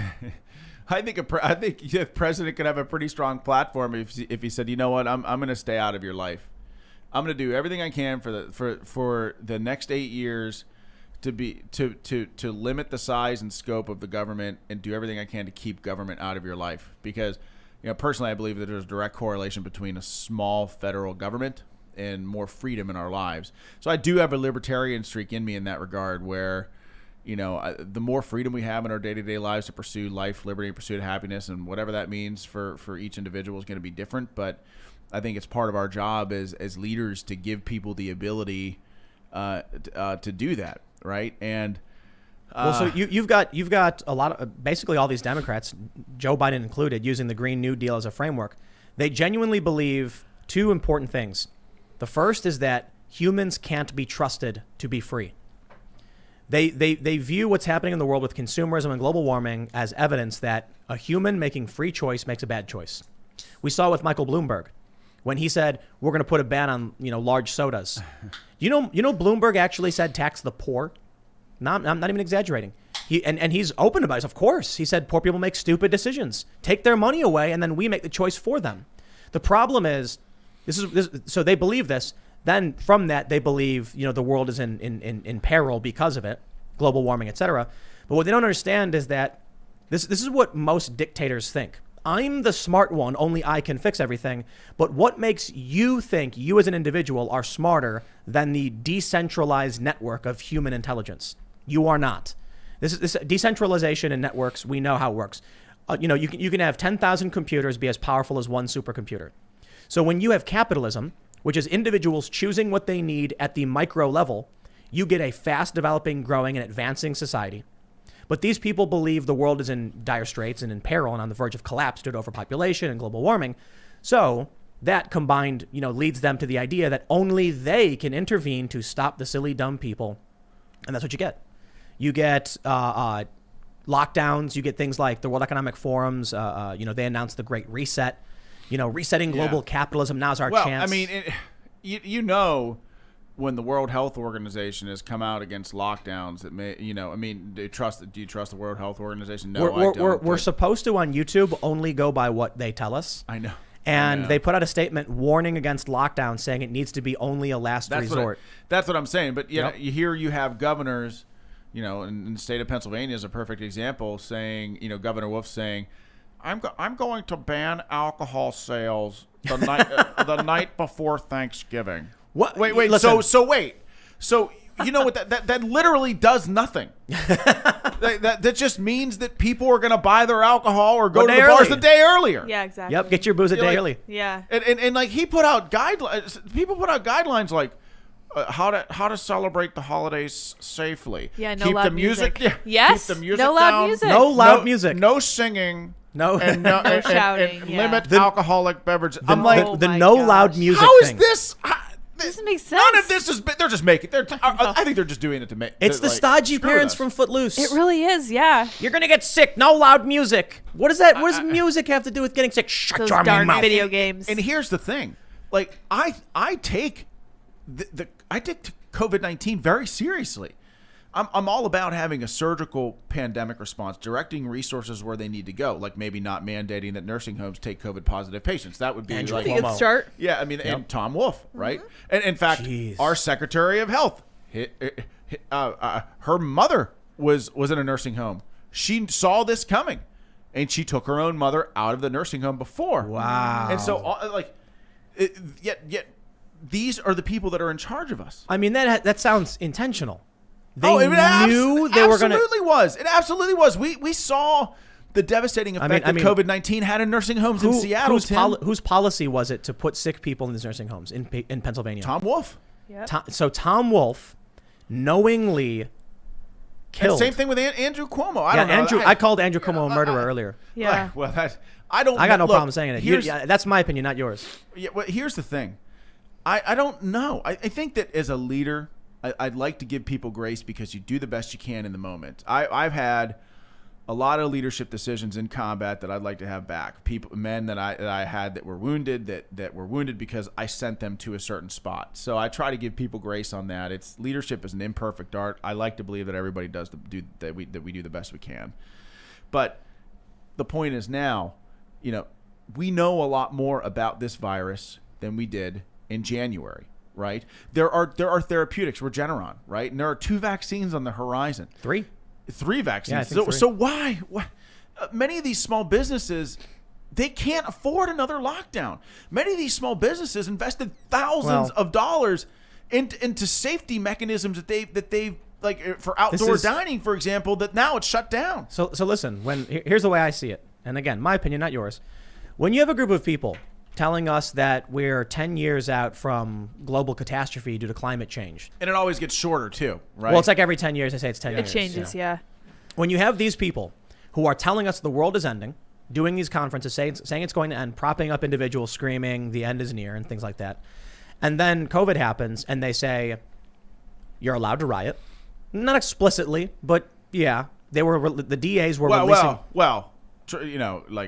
Trump supporters weren't allowed to actually do any protests. Well, Trump supporters don't riot. Right. But you weren't allowed to do any protests. But Antifa, you were fine. We had Antifa rioting, destroying for over 100 days, and the district attorneys in various places would keep releasing them. Why? Well, it helped destroy the economy. It helped drive out customers and small business and tourism, which there was very little of in the first place. So basically, you get the COVID lockdown, and what it does is it strips ownership and wealth away from the working class and sends it directly to Amazon, to Walmart, to Target, to major multinational corporations. Jeff Bezos' net worth increased by billions of dollars during the pandemic. Because when all the stores are locked down, you got one place to go. You just order stuff on Amazon, I guess, or Netflix went up. So all of these massive companies started taking when you own your small business, they shut you down by force, and then your savings dwindle, and eventually you can't pay. You lose your ownership of everything, and then you're buying from big box stores. If that didn't finish you off, because there were still many stores that stayed open because they had savings or they had hard goods that didn't expire, weren't perishable, then the riots showed up and across the country smashed the windows and stole everything. There's a video out of, I think it was Seattle, or no, it was maybe it was Seattle or Portland, where some Antifa guys smashed their way into a toy store and stole vintage collectibles with a lot of money, making sure that hard goods that actually gain value with age, those are gone too. So everything it seems that they've been pushing through is just destroying the economy. And then you look at New York, where they're shutting down schools. The CDC said not to do that. They said not to do it, but the government is doing it anyway. You know why? Because when the kids can't go to school, parents can't go to work. That's exactly right. They are destroying the economy, and it is wealthy. Look, the Democratic Party is the party of the wealthy managerial elites. In 2016, Vox.com, a progressive outlet, said the Democrats have become the preferred party of the wealthy. That switch happened. Joe Biden received way more donors from wealthy zip codes and from big finance firms and bankers. I said this in my convention speech, that the Democratic Party is the party of tech companies, CEOs, hedge fund managers. They are not the party of the American working class anymore. No. And this is what's funny. Like when you see we're a part of the resistance, resist. I'm like, you literally control the education system in this country, the entertainment system in this country. Right? Like you've got every cultural institution that there is. You've got the media on your side. You're like a part of the empire. You're not like a part of the rebellion. What are you rebelling against? You know my favorite thing about Bernie is? There's two things about Bernie that I love. First, it's all these people who are like, Tim claims to like Bernie. Clearly they don't watch my show because I've been ragging on the guy for years. I did like him a long time ago. He used to say the millionaires and the billionaires in this country. And then you know what happened? He stopped saying millionaires. You know why?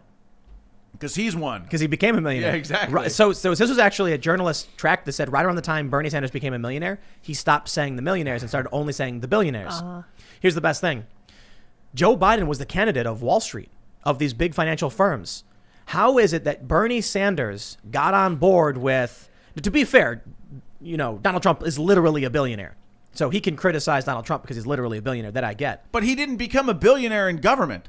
That's right. That's the thing that Joe Biden became a millionaire. His family, extremely wealthy millionaires. He's working class Joe, right? Huh. From Scranton? Huh? Yes. How did his brother come to become so wealthy? How did his son come to become so wealthy? It's called Biden Inc. And Politico magazine put this story out saying that conveniently the Biden family fortunes have tracked perfectly alongside Joe Biden's career. That's crazy. Like his brother got a contract building homes in Iraq right around the time that Joe Biden was appointed to manage the U.S. operations in Iraq. So there it is. It's all about him getting rich. And so here's what I say. If I had to make a choice just based off of that limited information, I'll choose the guy who was rich and lost money being president over the guy who was working class and became a millionaire and enriched whose family became wealthy through him being in government. Exactly. Well, I totally agree with you. And that's what it just circles back to what I was saying. Like, President Trump is doing. You think he needs this? I mean, the guy lives a life like he's Bruce Wayne. He has or golden something. toilets. Like, he has golden is that toilet. true? He's sure got a golden toilet. It wouldn't surprise me at all. He has a dream life. But he's in this because I think he believes in the greatness of America. And yep. Well, I think the Democrats don't, and I think it's not just the Democrats. I think what happened was we had rhinos and dinos. Okay, so the political establishment before Trump was they were on board. It was the uniparty, the one party pretending to be two. They kept doing the same things. Whenever issues of war come up, guess what? Republicans and Democrats are high-fiving each other. Yep. Donald Trump says, I want to withdraw our troops from Afghanistan, and Republicans and Democrats alike said no. Well, and what bothers me, having fought there, is his critics of Trump say his hasty withdrawal from Afghanistan will throw the area into the region into instability or something like that. And I'm like, hasty withdrawal? 20 years. All of my adult life we've been there. Yeah. You know, like what? Like half of my life, the only thing that I've known as a profession really is war. You know, outside of my post-military life, like I feel like I made a pretty good life for myself in the private sector, but all my adult life we've been at war. And we're talking about a hasty withdrawal from Afghanistan?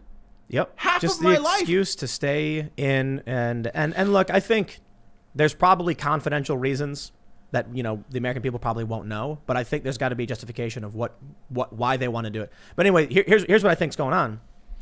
When Trump got elected, he wasn't supposed to. You know, he was like a bull charging through the doors of the cathedral.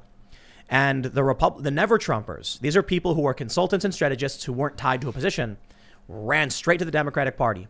The Lincoln Project, here they were saying, we're conservatives, but now we're going to support all the Democrats. Why? Because they're the establishment. They like the war. They like the machine. They've disdain for the American people. And Trump pushed them out.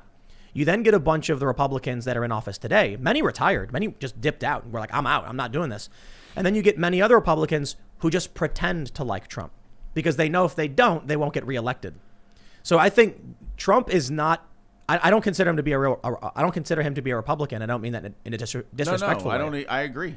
And that's why the Trump supporters use a lion instead of, you know, what is Republicans? The elephant? Yeah. Yeah.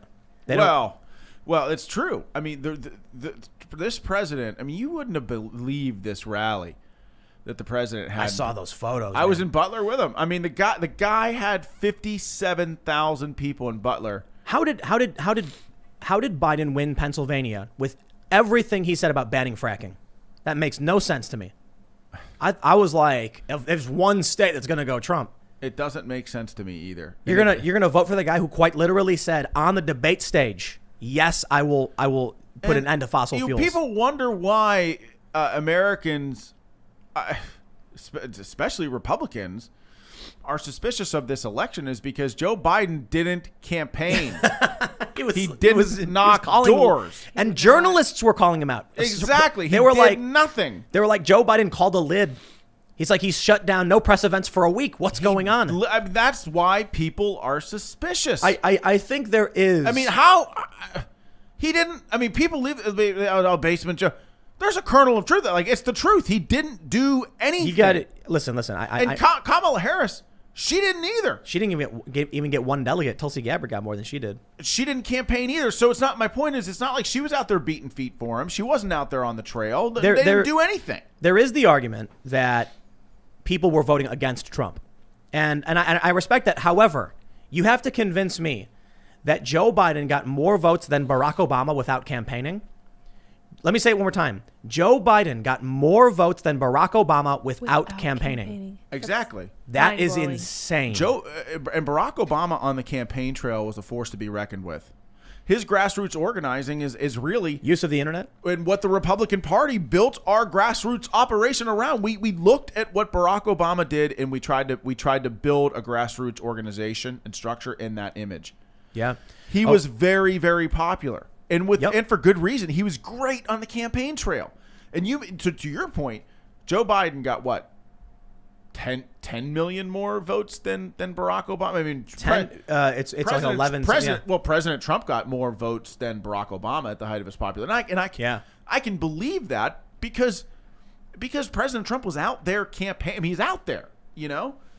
Is he a polarizing figure? Yes, but that's precisely why he was so popular as well, because he was not an establishment guy. I don't know though. You know, to be honest, most of the people I know, and I come from Chicago, everybody's a Democrat, and most people I know are either like they flipped. And so I know some people who are hardcore for Biden, and they're like total social justice activists, really into intersectionality and critical race theory stuff, but they're And these are people, I'm talking about the people I've known my whole life. There's way more people who are Democrats who flipped for Donald Trump. I've met way more, I know way more people from Occupy Wall Street who flipped and voted for Trump.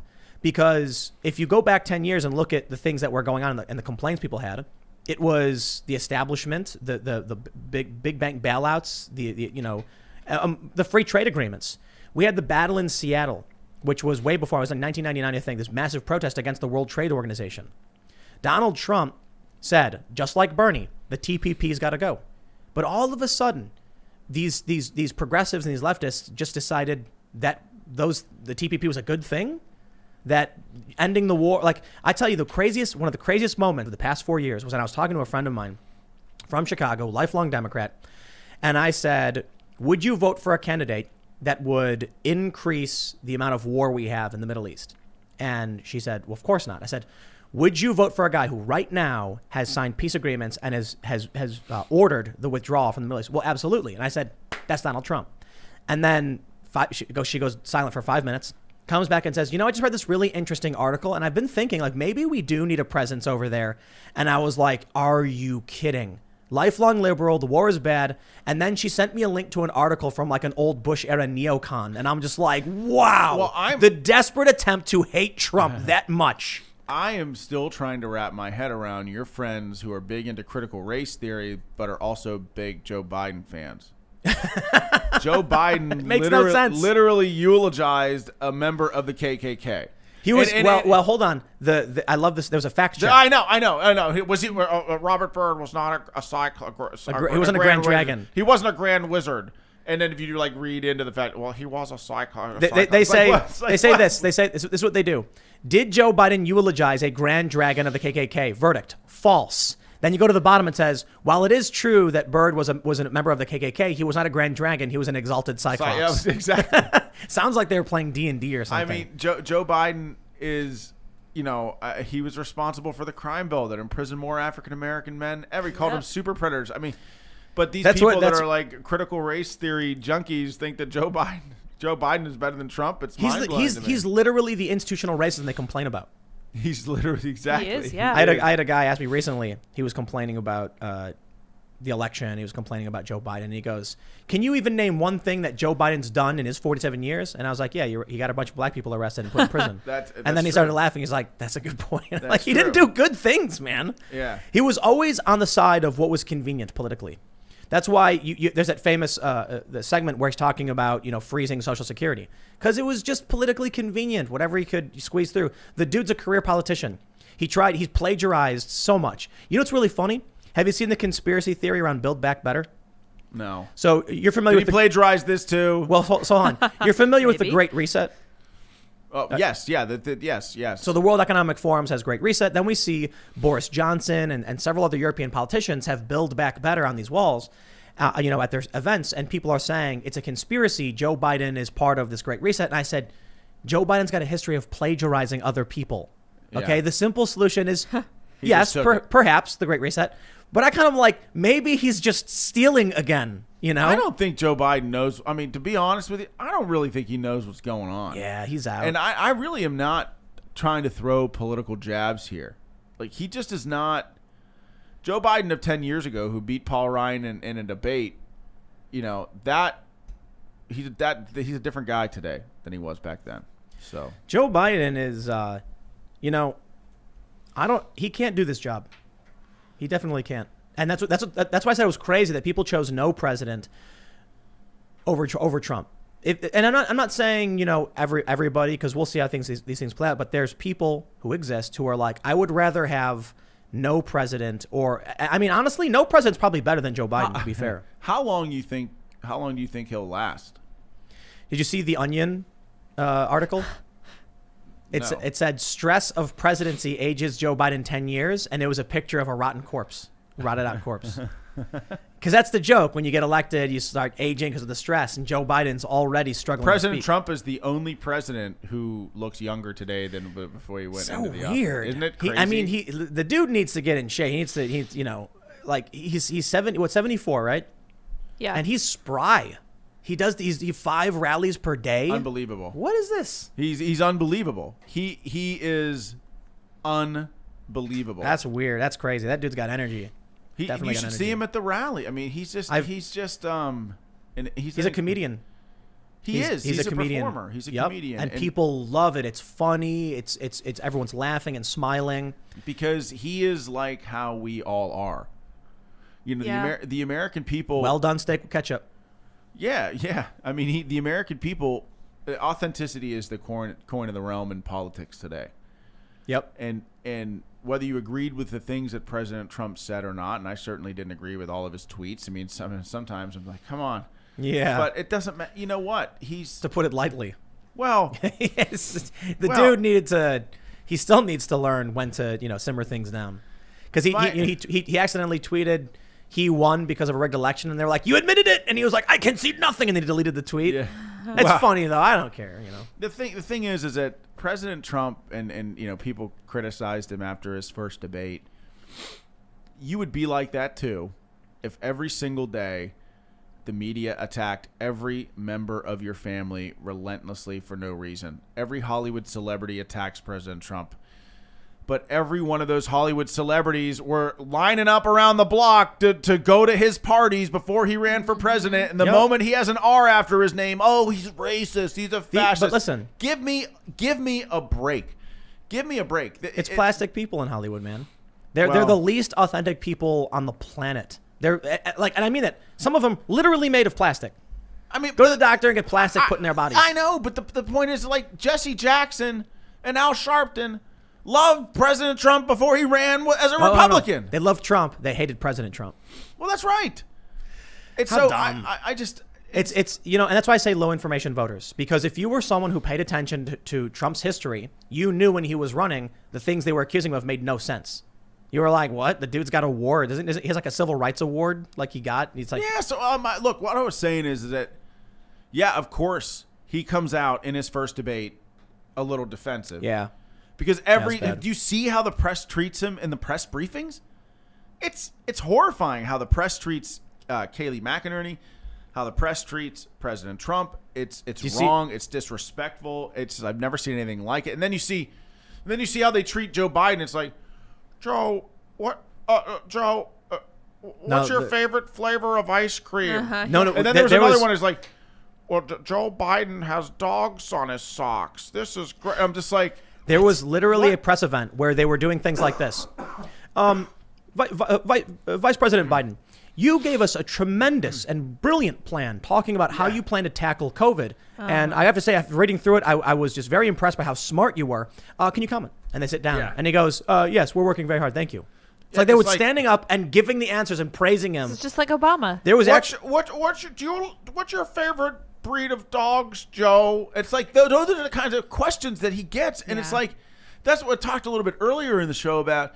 This is a bizarre time where you see the media and how they treat President Trump. Oh yeah, and you see them how they treat, Vice President Biden. Trump's. It's disgusting. Trump's questions from the press were literally like, Mr. President, when did you stop beating your wife? Yeah. And I know that's like the joke of a loaded question, but they literally were asking him things like, when did you finally decide that white supremacy was bad? Oh, I mean, things like that.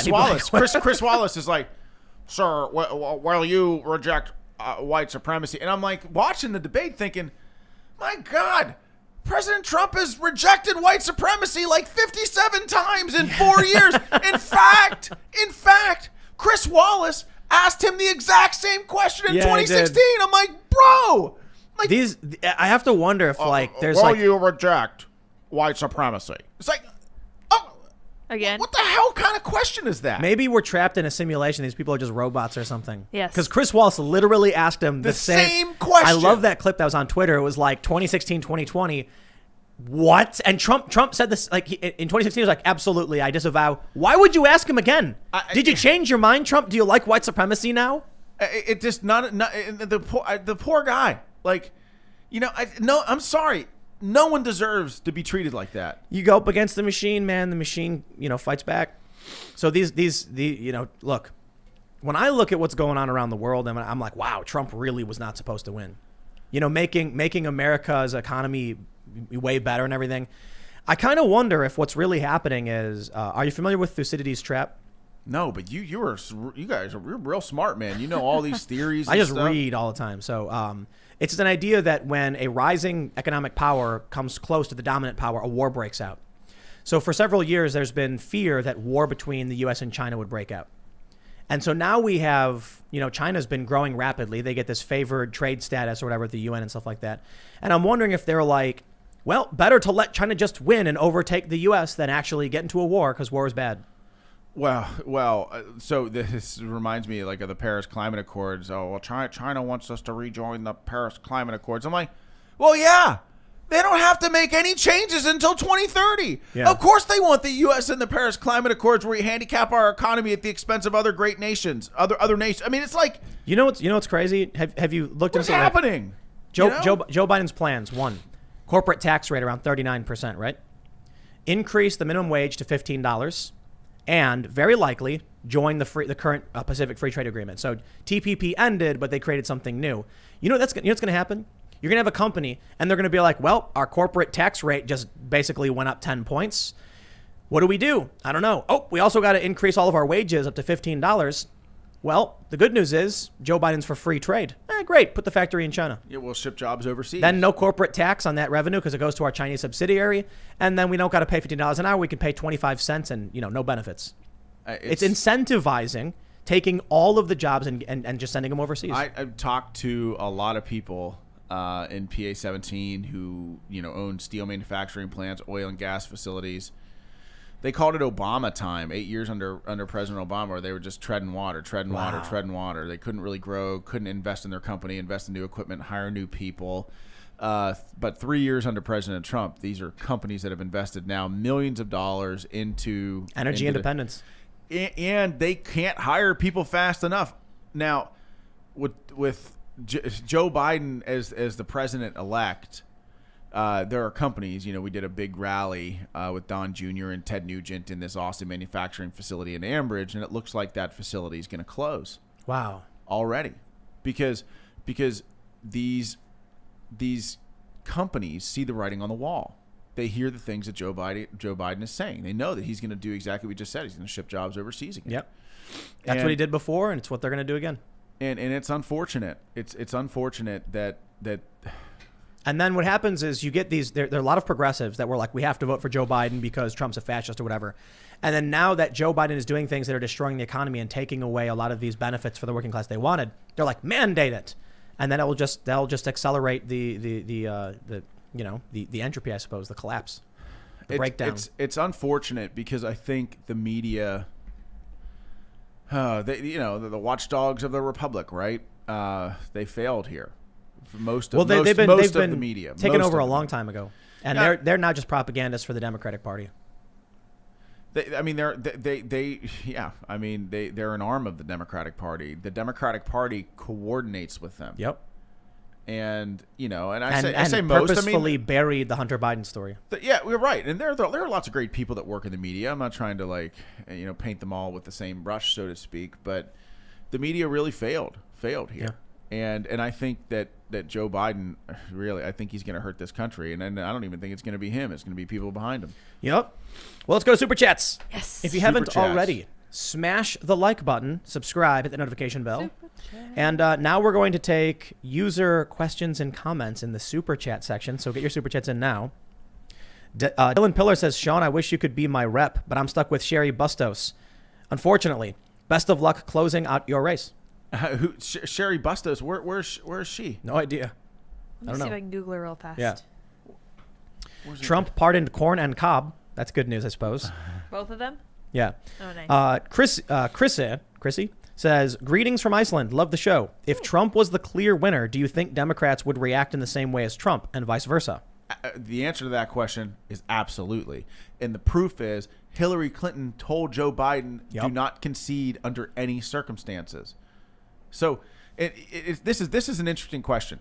This is the first time we've ever implemented mail-in balloting on a scale in a nation with over 300 million people, right? But Al Gore contested an election in Florida 37 days until December. I mean, he didn't concede until December 12th. So the point is that this is a perfectly normal process, and we should let the process play out to give people some confidence in the system. Let's see. John Burt says, is he really Superman? Looks like Superman. Oh, yeah. He Maybe, does looks like Dean Cain. Yeah, Dean Cain. Everybody says that. Yeah, that's awesome. And Dean Cain is also one of my very good friends. Super He's a awesome. really, really great human being. You could probably convince people you're brothers. Yeah. You know what? And I just might do that. Dean, if you're watching, bro. Dean's cool, dude. I'll be Superboy. Yeah, that's right. Superboy. There you go. Super bro. Who's older? Yeah, is he older than you? He's older than you? Dean? Yeah, Dean's a little older than me. I don't want to dime him out, but He's literally such a great human being. He's too. hilarious. Evan Meshinik says, when Sleepy Joe and VP Top Cop start the great defunding, I offer my services as security for Poolville. Oh. If I don't get reactivated to blow kids up overseas. Oh, gosh. Jeez. Well, Tim has a Poolville is Compound. pretty well set up. Yeah. I mean, The sniper's purchase. You have a sniper's purchase and a skate park. We all do. You know, Yeah. all I in just- the same place. I just found out I called them deer sniper towers, deer blinds. Mm-hmm. Yeah, there are. So actually, The only thing you don't have, this is what you need, is like a gun range, like a rifle range, Like an a actual range. Yeah. So I don't think. Yeah, just legalities. Gotta sort that stuff out. But we do have a couple different deer blinds, and they're like sniper towers. They're You so know what I mean? cool. So it's like you can clearly see them, but I guess the deer don't know, and then you. I might just move into one of these bedrooms. Yes.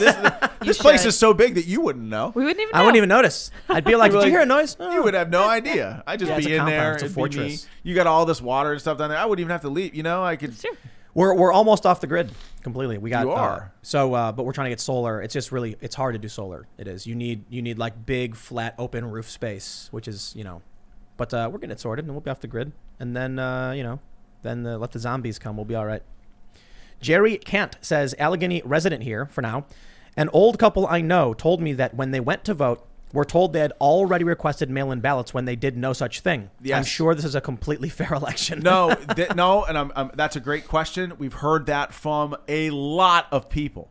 And this is one of the anomalies that we didn't mention earlier, but that we're certainly investigating, is that people, namely Republicans, showing up to vote, being told that they already voted via absentee, And then they gotta do were a provisional. forced to vote provisional. Which barely. doesn't But even then we're count it. told that they didn't have to sign. So you know what happens with a provisional that you don't have to sign? Thrown away. Yes. Yeah. Wow, man. I don't know. Part of me, it's starting to the Will Trump win meter is starting to go up when I see this stuff, because I have to imagine you get enough lawsuits from people claiming their vote was stolen, Well, I mean, and it doesn't need to be. look, Tim, you just said. I mean, like, these courts are comprised of human beings. Like, Rudy Giuliani is out there saying, "Look, I've got sworn affidavits from thousands of people, like that great American who just asked that question." Yeah. And in the media and the courts are just ignoring it. They're just ignoring it. Yeah. Carl Flynn says, Sean, Semper Fi from a fellow grunt. Our oath is indeed to the Constitution. Keep fighting the good fight. I will. Semper Fi. Semper Fi. Trent says, I don't have the following, but can't we get a mass exodus from social media censorship and a mass movement to not pay federal taxes?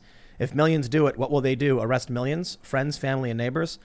I don't know about all that. But that could be an interesting strategy for the lockdowns. I've been saying for a long time, like, people people just need to not.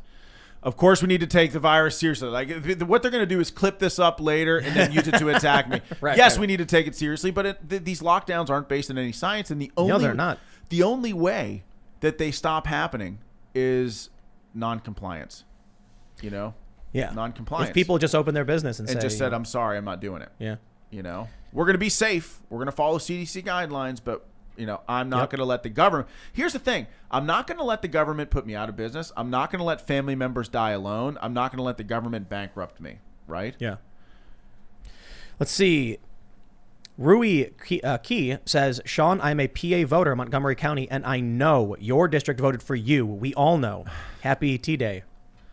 Well, happy Thanksgiving to you too, and I appreciate that. And look, by the way, whether I have a title in front of my name, congressman or not, I will always fight for the people. I look. Here. It's the truth, Like, you've got this lawsuit now, and I'm getting attacked by both sides. But you know what? My oath. Yeah, is to you got to do what's right. You got to do what's right. Got to do what's right. Wonder Racing says, Sean is an American patriot. Yes. Western PA loves and appreciats him. Thank you. That means a lot. Okay, so someone called you Superman. Now, KGR says, this guy is Mac from It's Always Sunny, LMAO. Whoa. I don't see it. Have you got that one before? Yes, I have. You're like Mac and Dean Cain. Yeah. Matt Cain. Love it. Yeah. All right, let's see what we got here. Bill says, Antifa vandalized my personal possessions with red spray paint at work in a GM plant with 5,000 people, and management and HR did nothing. The corporations are just as evil as Antifa itself. They are working together. Wow. Well, look. Yeah, I don't know that I would go. Well, look. How many corporations have we seen bend the knee to some of these radical groups on the left? I'm not going to say that they are coordinating, but when we were walking through Washington D.C. at the convention, like we either saw stores that had Antifa type signs or hey, pro Black Lives Matter. Well, because they're scared of the violence. They're right, bending the knee. But at the end of the day, that doesn't protect them, And so depends on how big the corporation is. Yeah. If you have like a small business and you put up their signs, they'll probably leave you alone.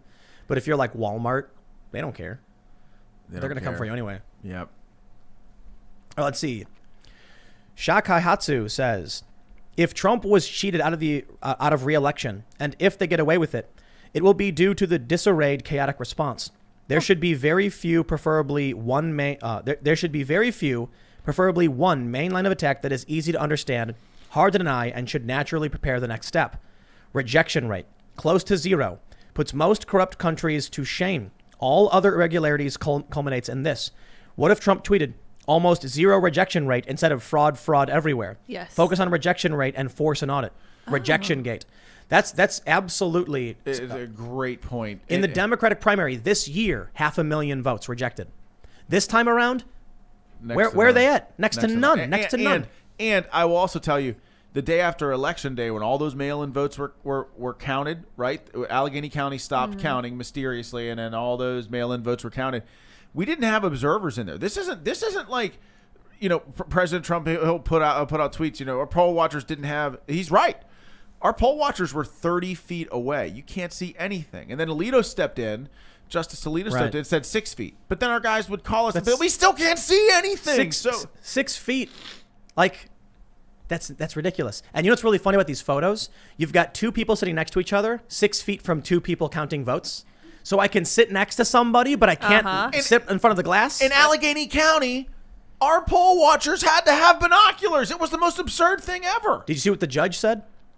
The judge in Pennsylvania said the election code doesn't specify the amount of distance required. Therefore, the only thing it requires is that they're in the building. That was not that's the most insane argument in the world from a disingenuous, bad faith judge. It's because we all frustrating. know the point of an observer to be to like, see. that is correct, that is not correct. Absolutely. And by the way, not just Democrat and Republican on either side. Both parties should be able to watch. Yeah, absolutely. I sued and an independent early on before the election took place. Like, they've got these satellite voting facilities, right? It's a new thing. People can register and vote, right? They can cast their ballot there. So I said, well, there should be poll watchers there, right? Democrat and Republican. I lost in court. Like Connor Lamb and Mark Elias. Mark Elias is the Democrat attorney. Like I wasn't allowed to have poll, but I'm like. Why not? Why are they not? blocking observers? Why are they blocking transparency? That makes no sense. But you know what the problem is? They're clearly cheating, changing the rules, blocking observers, and Republicans are going to be like, well, darn it. Like asking for Democrat and Republican poll watchers to have access is not a crazy thing, right? No, I mean, is that unreasonable? In Canada, there was a tweet that went out and said 3 scrutineers. They watch the vote count, 3 different people, different parties. We could have Democrat, Republican, and Libertarian for good measure. The Libertarians can be mad at both of them. You know what I mean? Yeah. Like, no, you don't get to. It. But we don't do that. That's insane to me. And so I'm supposed to just trust this? I'm telling you, man, we are in a very dangerous position where I almost wonder if the Democrats want absolute collapse and chaos and violence in the streets. Because if they were confident that Joe Biden won, they'd simply say, give baby his bottle, do your audits, and we'll be getting ready for the presidency. Instead, they're saying, no audits, no transparency, no checking. We want you to not trust this election and this president. You can see what their intent is through how they act, right? How the media acts. They literally are trying to like paper right over it, move past everything as fast as humanly possible. Again, we can't allow that to happen. We've got to let the process play out so that the American people can have some sort of trust in the system. And I think the only way that you do that is by, as you mentioned, auditing the vote in some way. Did you notice a shift in narrative too? Recounts are now audits, Like, did you see Right. like what they did in Georgia? It was a recount. It was- President well, it Trump was was a- out it- there. it was It's like, called it a- doesn't matter. You're just counting the same Well, false votes. Georgia was a risk limiting audit where they take a small sample of the ballots and then recount them to make sure they match with the machines. And they're like, we're good. Trump wanted an audit where they actually checked the signatures to make Right. sure they're legitimate. And it's crazy to me that in Pennsylvania, these judges, man, wow. They're saying things like if the envelope wasn't filled out with an address or a date or whatever, it's fine. The ballot still counts. It's like, wait, what? Yeah. You don't know who mailed that in. You have no idea. That's why you're supposed to have a secure process. You've got PA judges, man, working overtime to undermine election security. That's what I'm saying. Maybe these people all just are laughing behind the scenes, being like, I hope no one ever believes these elections ever again. the mail-in ballots, like they do it right in Florida, right? Like, but there are safeguards in place. There's a system in place. There's a process in place. Like, you can't remove the signature verification, the postmark requirement. You can't extend the election for 3 freaking days and allow people to say, this is our margin on election day, and then get the votes you need 3 days after. None of that makes sense. I'm surprised there hasn't been the constitutional argument that there's an election day. That's it. End of story. Actually, that's in the Constitution. Yeah, it says the election And day. To me, and I've made this point quite often, is that the moment you stop counting, you compromise everything. You've known about an election day for a year. You get the people that you need to continue counting. And if that means you have to work in shifts to do it, so be it. But remember Pennsylvania in 2016? It wasn't called till like 5 a.m. Yeah. So why stop counting in Allegheny County? The moment you stop. And then massive, these spikes pop up in these different states. The moment you stop, to me, the process is compromised. Yeah. Well, in Georgia, we heard that they told the observers to leave because they were done counting. And then as soon as they left, they started counting again. And then these data drops came in. Yeah, I've heard that. What's funny is the mainstream media has tried explaining away that we saw these major spikes for Biden of like 100,000+ votes, 98% for Biden. They're like, that's normal. It's the Republicans' fault because they had to count at the last minute. And of course, they then turn in all the numbers at the same time and it makes a major spike. And I'm like, that's not the question that was asked. The question is, why were they all for Joe Biden? Yeah. That's the thing they don't answer. Yeah. There's several jurisdictions that's over 100% voter turnout. I've seen that. In Florida's precinct 538, which was like University of Florida, they were like 107.56% this time. Great. And I'm like, that's not a thing. Yeah. And they explain it, well, it's because people changed their address to our precinct at the last minute. And I'm like, so it's okay, fine, sure. But how do you explain all these other jurisdictions, Wisconsin, for instance? Oh, well, that's because, no. Listen, maybe there's an explanation for one or two, but when you give me 10 or whatever, I want an investigation. Absolutely. But we don't have an FBI. You know what the FBI is real good at though? Going to the NASCAR garage because a pole rope looked like a noose. 15 people. Yeah. Yep. The FBI is real good at sending 15 agents out to make Sharp. sure that pole rope was not a noose. But you get a sworn affidavit saying a van pulled up with a box of ballots and people started shuffling them inside. And the FBI says, I don't know. Is there evidence? Circumstantial. Uh-huh. Yeah, we can ignore all that, I suppose. Let's see. Tyga Tail says, in my opinion, crazy is when you vote for the same people over and over again and expect things to change. Yep. Well, that's why I say Democrats go for low information voters. And to be fair, I think it used to be the political establishment, both were doing the same thing. It was like, I think that's why people voted for Trump, because Exactly. he was different. He Yeah. was the outsider. he said, I'm going to crash through the gates of the establishment and make some changes, and they voted for him. And the Republicans are just as bad as the Democrats in many ways. We had a guy on the show last Friday, Hotep Jesus, and he was talking, the Democrats, they're crazy and all that stuff. And I said, well, what do you think about Republicans? And he was like, I'm paraphrasing, but he said, I don't know if the Republicans do anything for me to complain about. Like, what are they doing? And I'm like, that's exactly it. You see, I think when Trump got elected, for the most part, the Republican establishment was like, what do we do now? Bunch of guys retired. A bunch of the non-elected officials, the strategists and consultants, became Democrats, never Trumpers, actually campaigning for Democrats. Because it's not about Republican or Democrats, it's about political establishment power. Trump challenged the system. He was not a traditional Republican. So the establishment is freaking out. Yeah. Yep, I agree. David Elliott says Biden sniffs kids. This is actually correct. It's a fact. It is. Not trying to go after him, but it is true. It is true. Let's see. Frank the God says not only was Biden responsible for the '94 crime bill, but he was also responsible for expanding civil forfeiture with the 84 Comprehensive Asset Forfeiture Act. Wow, I didn't know that. That's creepy and gross stuff. That's crazy. Yeah, man. I didn't know that either. Wow. Sam I Am says, would you support a coup if Trump went insane in January? I think the right would most definitely be on board and riot in the streets in support. You know, I would say no.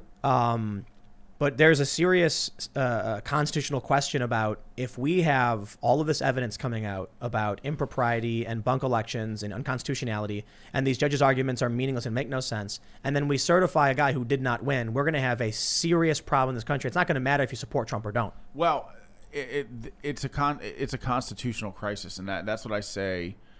That's what I say about this lawsuit that we have now with Act 77. The people who cast mail-in ballots, I don't want them disenfranchised. I don't want their ballots thrown out.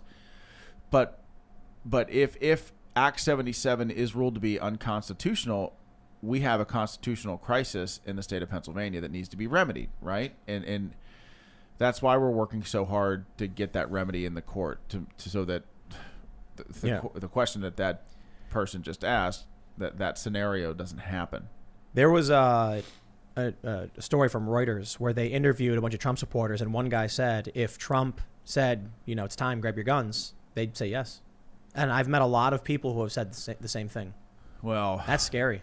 It is. Yeah.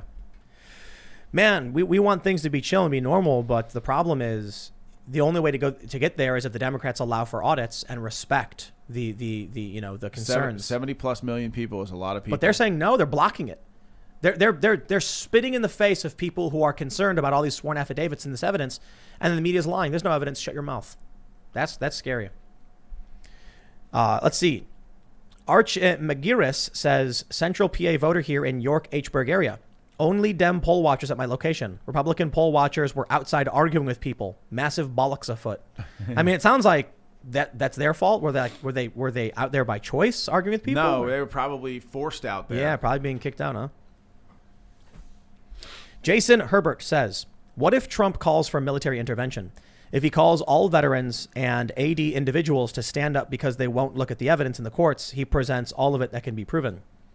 I don't think so. I don't know. Let's see. John says, Sean, loved your podcast with Jocko. I was so glad you were running for Congress. Can you say mail-in ballots are bad? Oh, bad. Yeah, is that because of my ad? That was my ad. No, that was I did the Dollar Sean ad where I. Yeah. I remember that. So there was some breaking news that came in several minutes ago. There's an Axios reporter claiming Trump wants to pardon Michael Flynn. Look up Jonathan Swan's Twitter. Pulled it up. If Trump feels like he's not he's out, I think we're gonna have one of the most lit lame duck sessions ever.